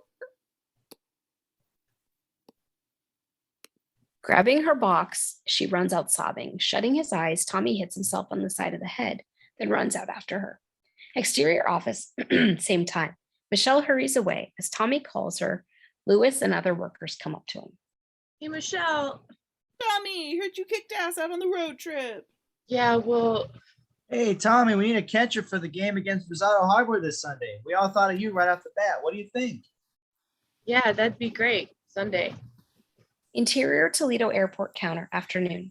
Looking sad, Michelle drags her suitcase up to a counter. I called about a ticket to Cuyahoga Falls. The name's Brock. As the ticket agent starts tapping computer keys, Michelle looks around. Michelle's point of view. In a corner of the departures lounge, she sees Paul and Beverly kissing. Is that the maternal kiss? She looks again. This time she sees Paul's hands on Beverly's ass. Staring, Michelle can't believe it. Excuse me. Leaving her suitcase, she runs over to a payphone, jams a coin in the phone, and dials a number. United Airlines, Flight 28 to Chicago, now boarding at Gate 2. Is Detective Dwayne Brock on duty? Looking over at the boarding lounge, Michelle sees Paul and Beverly push in front of a pregnant woman and make their way back to Gate 2. Dwayne, can you check something for me? Exterior Sandusky Highway night. Richard's GTX drives down the highway. Interior car night. Tommy drives and shakes his head sadly. Richard is a little drunk. Tom doesn't even know what's about to hit him.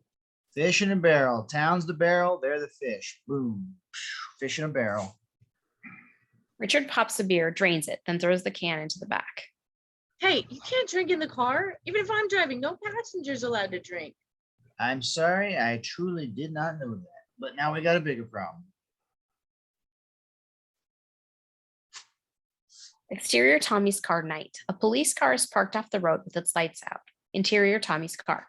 And that is the beers coming right back up. Hey, was that like your first beer ever? As he looks over at Richard, the car swerves a little. Tommy steadies the car. Richard makes heaving sounds. Hey, aim for the little ashtray in your armrest. Close angle on Tommy's rearview mirror. The police car has its bubble lights on. Cops, damn it, Richard. The whole car smells like beer. They're never going to believe I wasn't drinking. Tommy jerks the wheel, which starts the car on a huge swerving motion. What are you doing? I got an idea. Exterior car, same time. The car goes swerving off to the shoulder, back onto the road, then off the shoulder in a giant looping swerve. Interior car, same time. Okay, when I stop the car, run out screaming. No problem. Exterior car, same time. It skids to a stop out in the grassy field next to the road. Tommy comes bursting out like a rocket, screaming. Bees! Bees in the car! Bees everywhere! Flapping around like a crazy person, Tommy begins tearing off his shirt as if he's being stung alive. He flails at his pants, nearly ripping them off. Oh my God, they're huge and they're sting crazy! Engel on cops. Son, roll around. Do you hear me? Roll around on the ground. Forget that, I'm running! Both Tommy and Richard run, flailing at imaginary bees. We'll come back later and check on you. The cops peel out. As their lights recede in the distance, the field becomes quiet. Engel on Tommy. His clothes are half off and he's panting. Holy shnikes, it worked!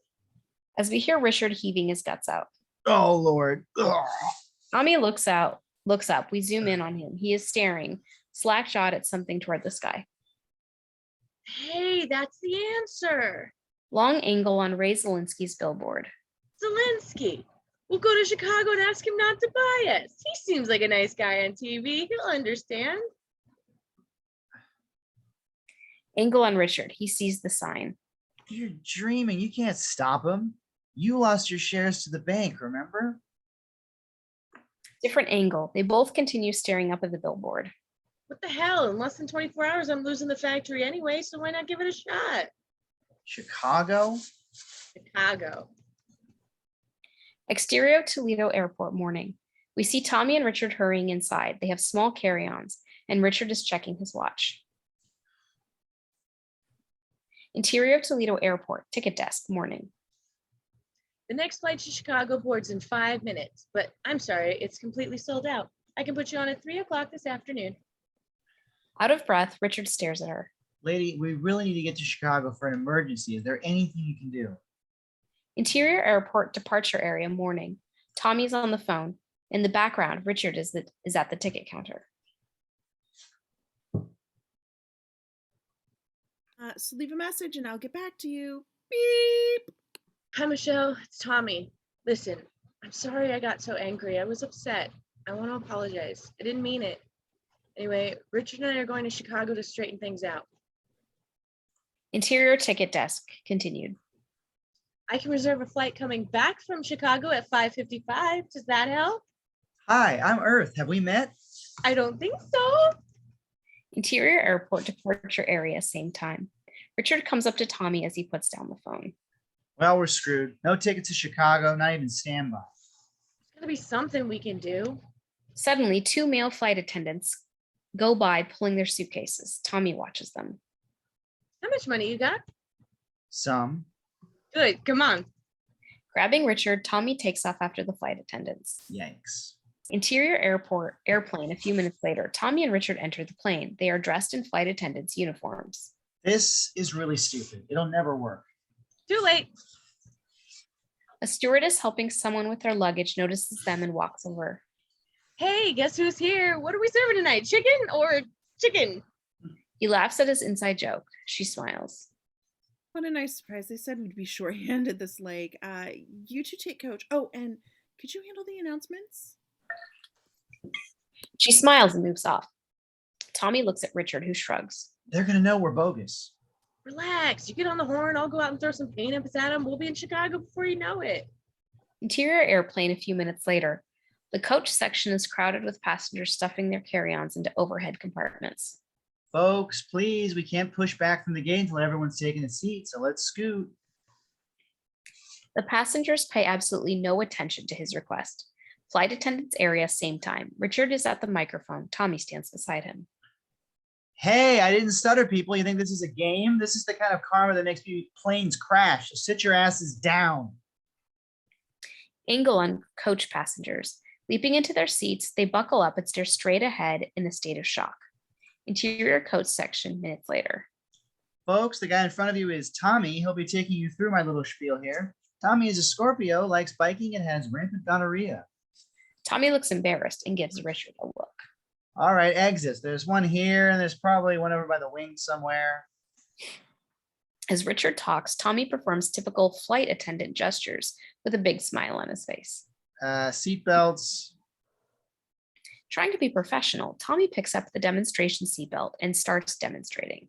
To fasten, put the loose end into the buckle. Hey, you know what? If you don't know how to use a seatbelt, press your call button, and Tommy will come over and hit you on the head with a tack hammer because you're a moron. Throwing the seatbelts down, Tommy shoots an angry glance around the partition. Oh, the life preservers. These we might need. Although, what are the odds we'll hit a lake? My money says, if anything, it'll be a mountain. Just put it around your neck. Grabbing small child side preserver, Tommy demonstrates. Then to inflate, yank down on the tabs. Tommy yanks down on the preserver's tube. It quickly and violently inflates around Tommy's neck. As he fights to get it off, his face turns red, then blue.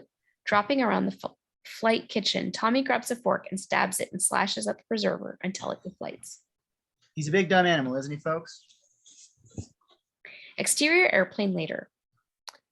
Ladies and gentlemen, we'll be going down in just a few minutes. Flight attendants prepare for landing. Thanks for flying. Interior airplane gallery outside lavatory minutes later.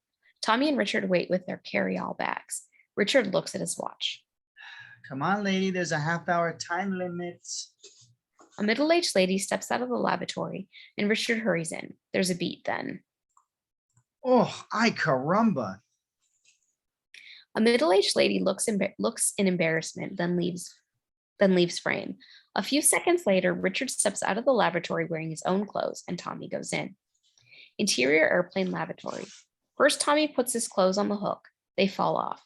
Reaching down to get them, he smashes his head on the sink ledge. Getting up, he has his clothes in one hand, while he has the other hand on the edge of the toilet seat to brace himself. Now the toilet lid falls on his head. Screaming, he stands up and hits his head on the cured walls of the lavatory. Carefully, he hangs his clothes on the hook, but with a whine from the engine, the plane suddenly shifts. Tommy grabs a cup dispenser from the valance, but it breaks off and he falls with a crash. Flight attendants area. As Richard sits in the flight attendant's jump seat, we hear Tommy shouting and swearing as he crashes around the lavatory. Also hearing him, some of the passengers look over. Interior airplane lavatory. The mirror is now broken. The plastic wall light hangs by a wire. Laying on the floor, Tommy is a mess. Trying to get up, he accidentally hits the flush handle of the vacuum toilet. With a loud pow, it sucks the sleeve off his suit coat down. Tommy grabs it, but the toilet won't let go. He pulls. It pulls. The sucking noise gets louder. Finally, Tommy wins. But as the coat comes free, Tommy hits the flimsy door full force and lands in the aisle. All of the passengers are staring at him. Oof. I'm okay. I'm fine. I'm fine now. Thanks. Exterior taxi cab day. The cab winds through traffic. Interior taxi same time. Tommy and Richard are in the back seat. There is a protective plexiglass partition between the back and front seats. Tommy is rubbing a Christmas tree air freshener all over his upper body. What are you doing? I'm nervous, so I'm sweating. Yeah, you smell like a cab driver. Not to say that's bad. All right, you look good. You ready? Ready or not, this is crunch time. That's it, 5:25. We hear a slight screech of tires as the cabbie brakes. Tommy's face is slammed up against the glass partition. Exterior cab seconds later. They leap out. Tommy has a bump on his head. Is there a bump on my forehead? No, nothing. We aren't Sandusky anymore. Look at this thing. Angle on building. It is huge, a fortress. Wow, something tell me he's got a little fridge in his office. Oh, no way. It's him going into the building. Angle on Zelensky. He winds through the crowd of people, an assistant in tow. He disappears into the building. Let's do this. Interior building lobby. Tommy and Richard run in. The lobby is huge. On one side is a bank, and the other, a large row of elevator banks. Zelensky isn't in sight. You check the elevator banks, I'll get in the bank. Interior bank seconds later. Tommy runs in, frantic. Angle on bank line, then desk area, then offices. No Zelensky. Tommy takes a big breath, then. Excuse me, can I have your attention? Did any? Every single person in the bank immediately gets down onto the floor. We hear startled cries and whimpers. Angle on security guard. The 50th guard, flat on the floor, pulls his gun and with a big push skids it across the floor to Tommy. Different angle. Tommy, totally confused over what's happening, stands in the middle of the floor and watches as the guard's gun skids toward him. It is nearly silent in the bank, except for some whimpers. Tommy slowly puts his hands into the air, looking around confused. A kid yells at Tommy from the floor. Hey, for a bank robber, you sure are fat. Everybody in the bank whimpers at this taunt. What? Oh, Jesus. Lobby, moments later. As Richard stands listening to an alarm bell, Tommy approaches, head down, and grabs Richard's arm. What's going on over there? Walk slow. Through the glass doors behind them, police cars come screaming into view, lights flashing and sirens blaring. Why? Oh, nothing. Now policemen come running into the lobby, guns drawn, followed by an Action 8 TV news team. They all run toward the bank. Am I consorting with a known felon? Just shield me to the elevators. Making their way through the people, Tommy and Richard arrive at the elevators. Nervously looking over his shoulder, Tommy presses the button. Suddenly, the kid from the bank comes running up. Hey, Mom, it's the guy who robbed the bank. Ah! He didn't rob any bank. An elevator arrives. Two people push by Tommy and get in. It's Zelensky and his assistant. Yeah, right, like it was some other real fat guy with a tiny head. Ah! Realizing their chances as the elevator door starts closing, Tommy and Richard jump in after Zelensky. Interior elevator, same time. I got a tiny head? Knowing Zelensky's right behind him, Tommy looks nervous. Say something. Mustering his courage, Tommy turns towards Zelensky. Sir, Mr. Zelensky, I'm Tommy Callahan, Big Tom Callahan's son. Can I talk to you for a second? Sorry to hear about your dad. He was a good man. Thought I always knew if I hung in there long enough, I'd be able to grab his place for a song. That's exactly what I'm going to do. A little heavy on the pine tree perfume, kid? Sir, it's a taxi cab air freshener. Great, you've pinpointed it. Step 2 is washing it off. I will, I promise. Mr. Zelensky, look, I know I'm nothing compared to a guy like you. Lobby, angle on TV reporter. A perfectly coiffed TV reporter is holding his microphone in front of the bank guard. Then it hit me on the head with a pipe wrench, and I dropped to one knee. That's when he kicked my gun out of my hand, but take away his weapons and put us in the room, just the two of us. And then we'll see who's tougher. Interior testing facility, same time. The elevator doors open and everyone gets out. Tommy's still at Zelensky's side. But the Callahan factory's been in my family for 70 years. You can't just fire everybody and shut it down. Son, Callahan's a premium name. Once I buy the factory, I own the name, and I can stick any piece of crap in a Callahan box, put it in my stores, and sell it for 30% more than the regular brand. Why keep the factory going when all I want is the goddamn box? As they talk, they're walking through a huge hangar-like testing area dotted with high-tech testing devices. I'll tell you why. Because there's a town involved here, and the Callahan factory's the only thing keeping that town alive. Son, the country's changed. The old rules don't apply. I buy bulk parts from Hong Kong and ship them through other countries I've never heard of. The kickbacks I get, I can afford to shove Hamilton's up some two-bit president's nose. Blitzed on coke and happy as a clam, he shaves down the local bribes so we can take the money we save here and drop it into New York protection boys. They don't mess with the dock workers, and with that cash they make, they can buy tacky plastic slipcovers for every stick of furniture they own and still have enough left over to buy a good label vino, get drunk, and puke in the backseat of the car they fitted with shocks, or with my shocks. You see the juggle I got here? Hey, Greg, Cheryl, Off in a corner, a male and female technician stand together at a water cooler, talking intimately. You're a cute couple. Save it for the Motel 6. The two technicians scatter. Walking briskly, Zelensky sniffs in the air and shakes his head. That pine's still coming through, son. Crank the ventilation, Mike. The worker hits a switch above them. A big ventilation fan comes on, causing an updraft that lifts the toupee from the front of Richard's head, revealing a severely receded hairline. As Tommy looks over, Richards instantly slams the toupee back down. Say one word to anybody and I swear I will kill you. You understand? Tell me you understand. I understand. You see, son, believe it or not, I'm performing a service. I'm thinning out the corporate herd, weeding out the weak. Come on, you've seen Descartes. The weaker animals go. Sure, the kids cry when you tie the old tiger to a tree and shoot it, but that's life. What replaces it is stronger. America's in renewal. We've got to have the strength to tie a few factories to a tree and bash them with a shovel. Meanwhile, if I can grab your share of the market and pocket a little coin for being an asshole, what the hell? You know what I mean? Boy, you sure are different in your TV commercials. Son, what the American public doesn't know is what makes them the American public. He pauses to watch a car with a test dummy at the wheel go shooting by.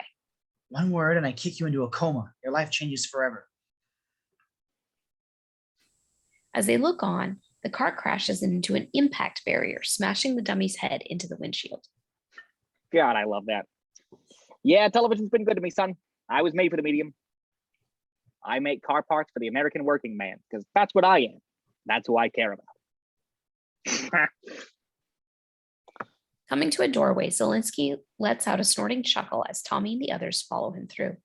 Interior hallway, same time. Truth is, I make car parts for the American working man because I'm a hell of a salesman. He just doesn't know any better. Arriving at the door to his conference room, Zelensky opens it and turns to Tommy.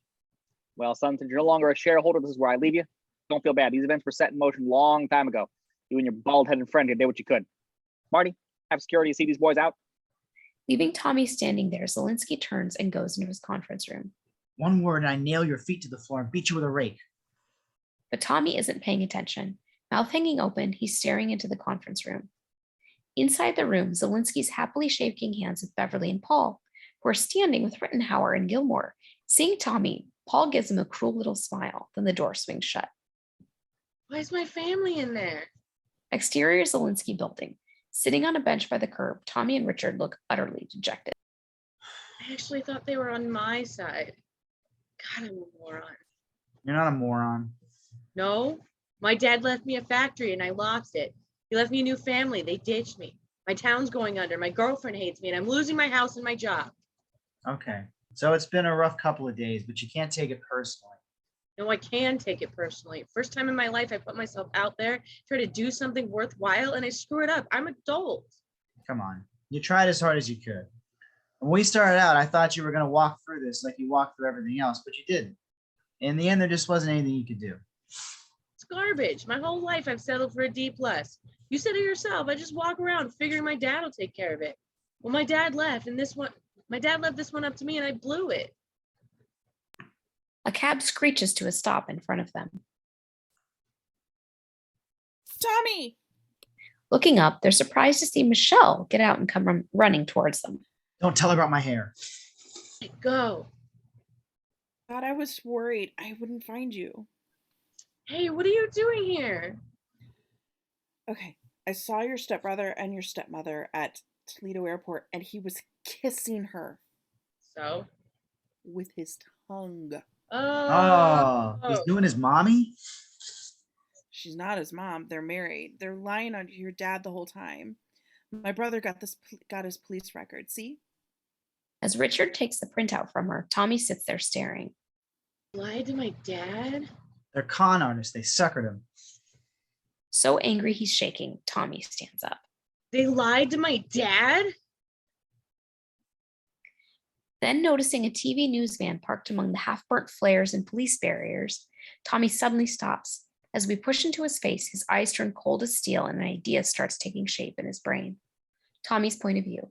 Panning across the street, we see lit road flares marking a job site where some city workers are digging a hole. Angle on Tommy. Maybe we ought to give this one more shot. Exterior job site. A big crew A big crew chief is leaning on his shovel.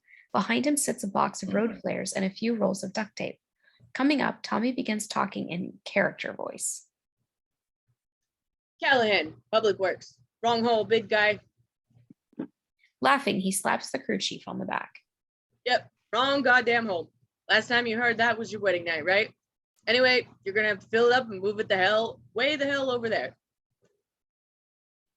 As Tommy points purposefully, the crew chief looks over. Behind him, we see Richard sneak up to the box of flares, but suddenly reaching back, the crew chief grabs Richard by the arm. Now let me see if I got this straight. You distract me while your dumbass friend here steals some stuff, right? Look, we need a box of road flares. Shit, man, those flares belong to the city of Chicago. I can't give away city property. $20. Sold. Exterior sidewall of building, minutes later. We're close up to Richard's wristwatch. Pulling back, we realize it is taped to the center of Tommy's chest. Pulling back further, we see Michelle taping road flares across the rest of Tommy's chest, while Richard pulls the plug wires from the distributor cap and runs them from flare to flare. Tommy's writing something on a piece of paper. Interior lobby of building. As Tommy, Richard, and Michelle march in, Tommy's shirt is stretched tight over his chest. Seeing the TV news crew packing up their equipment, Tommy comes up to the TV news reporter and taps him on the shoulder. Hey, I'm thinking of blowing up a building. You interested? Seeing Tommy's chest covered with what looks like dynamite, the TV news reporter's eyes bulge out of their sockets.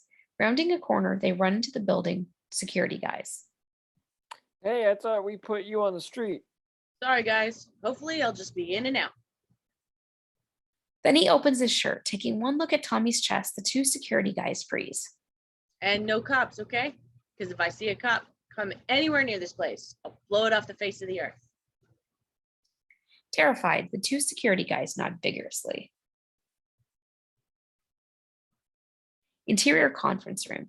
At the head of the table, Paul and Beverly watch eagerly as Zelensky rapidly initials pages on a thick document.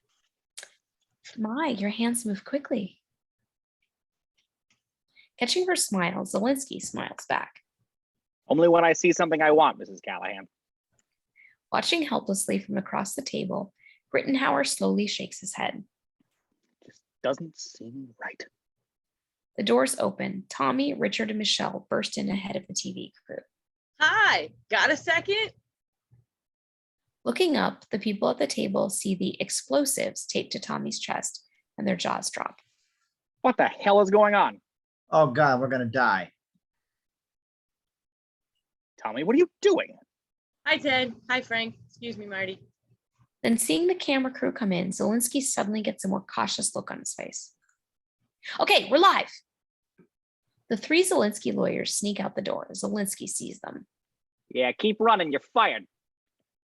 Hello, this is Nicole Taylor in downtown Chicago, and I'm here with a young man who says he's, Nicole, does your station go outside Chicago? we're on cable. We go right across the country. Perfect. May I? With a smile, Tommy grabs the mic out of the reporter's hand and smoothly begins talking into it.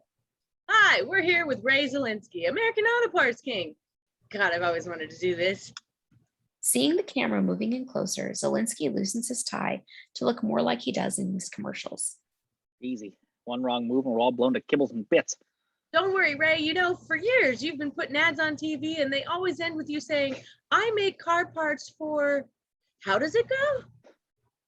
I make car parts for the American working man, because that's what I am, and that's who I care about. Confused, Paul, Beverly, Gilmore, and Rittenhauer look on. And that's why I'm here, Ray. You see, out in Sandusky, Ohio, there's 300 American workers at Callahan Auto. They make the best parts money can buy, but right now they're in danger of losing their jobs, and they're praying somebody's going to step up and help them. Is that why you have strapped a bomb to your chest? Oh, it's not a bomb. These are road flares. Road flares? What, you live under power lines as a kid? Why? Stay with it. So you think Zelensky Industries can help these folks? Well, I'll definitely look into it, son. Ray, I'll tell you what. I could get a good look at a T-bone by sticking my head up a bull's ass, but I'd rather take the butcher's word for it. Richard and Tommy look at each other and smile. Zelensky glances at the camera. Then giving Tommy a tiny nod, he glides into his folksy TV commercial persona. How can I help? Whipping out a piece of paper, Tommy holds it out. Ray, we're not looking for a handout here. I'm offering you a great deal. This is an order for 500,000 Callahan brake pads to sell in your stores, made by the American working man for the American working man. Amazed, Rittenhauer mouths, 500,000? Zelensky looks at Tommy, then at the camera, then straightening up to his full height, he reaches for his pen. Well, it would be a pleasure, son. What have I got to lose? A great American product, right? It's not going to matter in 10 minutes of my company anyway. They share a business-like laugh between them. You're a good man, Ray. On behalf of those workers in Sandusky, thank you. Tommy hands the mic back to the reporter. Here, you can have this back. Zelensky signs the order, happily taking it. Tommy holds it up to the camera. For the moment, it looks like a tragedy has been averted and the town has been saved. For Action News, this is Nicole Taylor reporting live. We're out of here. Hey, I want a cassette of that. Hey, what's going on here? You lost your shares, fat boy. You don't even have the right to be here. Hey, gee, funny you should bring that up because I'm not sure that you have the right to be here. As she hands Tommy the police printout, Paul and Beverly turn pale as ghosts.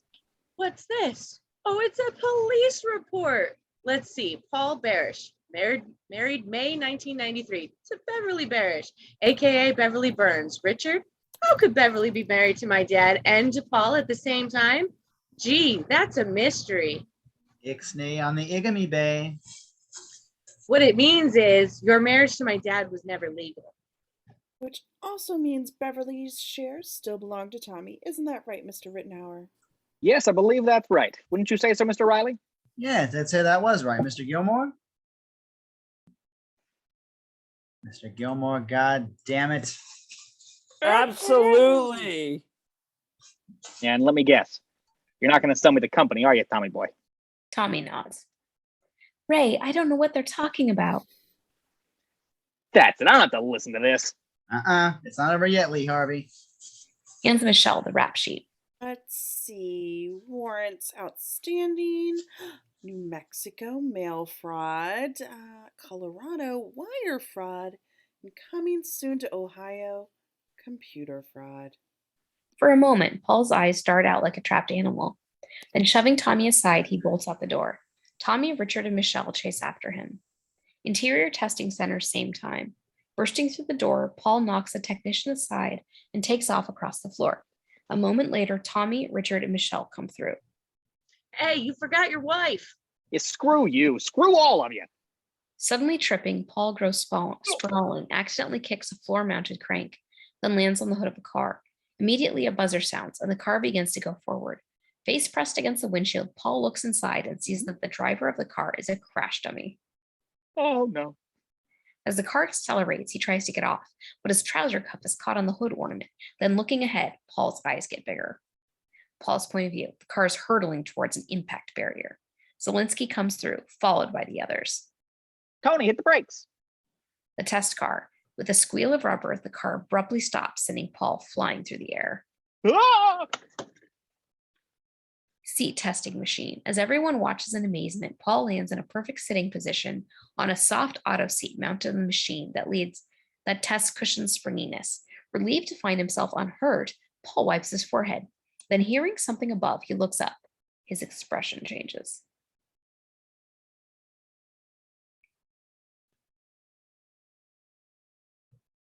Not good. Paul's point of view. From above, the device releases a weighted test sandbag that starts falling directly toward Paul. Angle on Paul. As the sandbag hits him in the balls, Paul groans. I hurt myself. Running up, Tommy and the others look on with pained expressions. That will ruin his weekend. All right, call the police, find out where he's going, send him a bottle of bubbly and a bucket of ice with a card. Have the card say, tough break, get drunk on me, use the bucket to ice down your marbles. Yours, Z. Well, kid, you threw one by me. Savor the flavor, because it sure as hell won't happen again. In the meantime, good luck to you. Cut him a check, Marty. Hey, I'm kind of hungry. Want to go somewhere and get a bite to eat? Beverly glances over at Paul, who's paralyzed with pain. Then she turns to Zelensky. Thank you. I'd like that. As the two of them walk off arm in arm, Kilmore comes up to Tommy. Well, Mr. Callahan, Looks like you're back in business. He extends his hand, looking proud. Tommy shakes it. Interior Callahan factory loading dock day.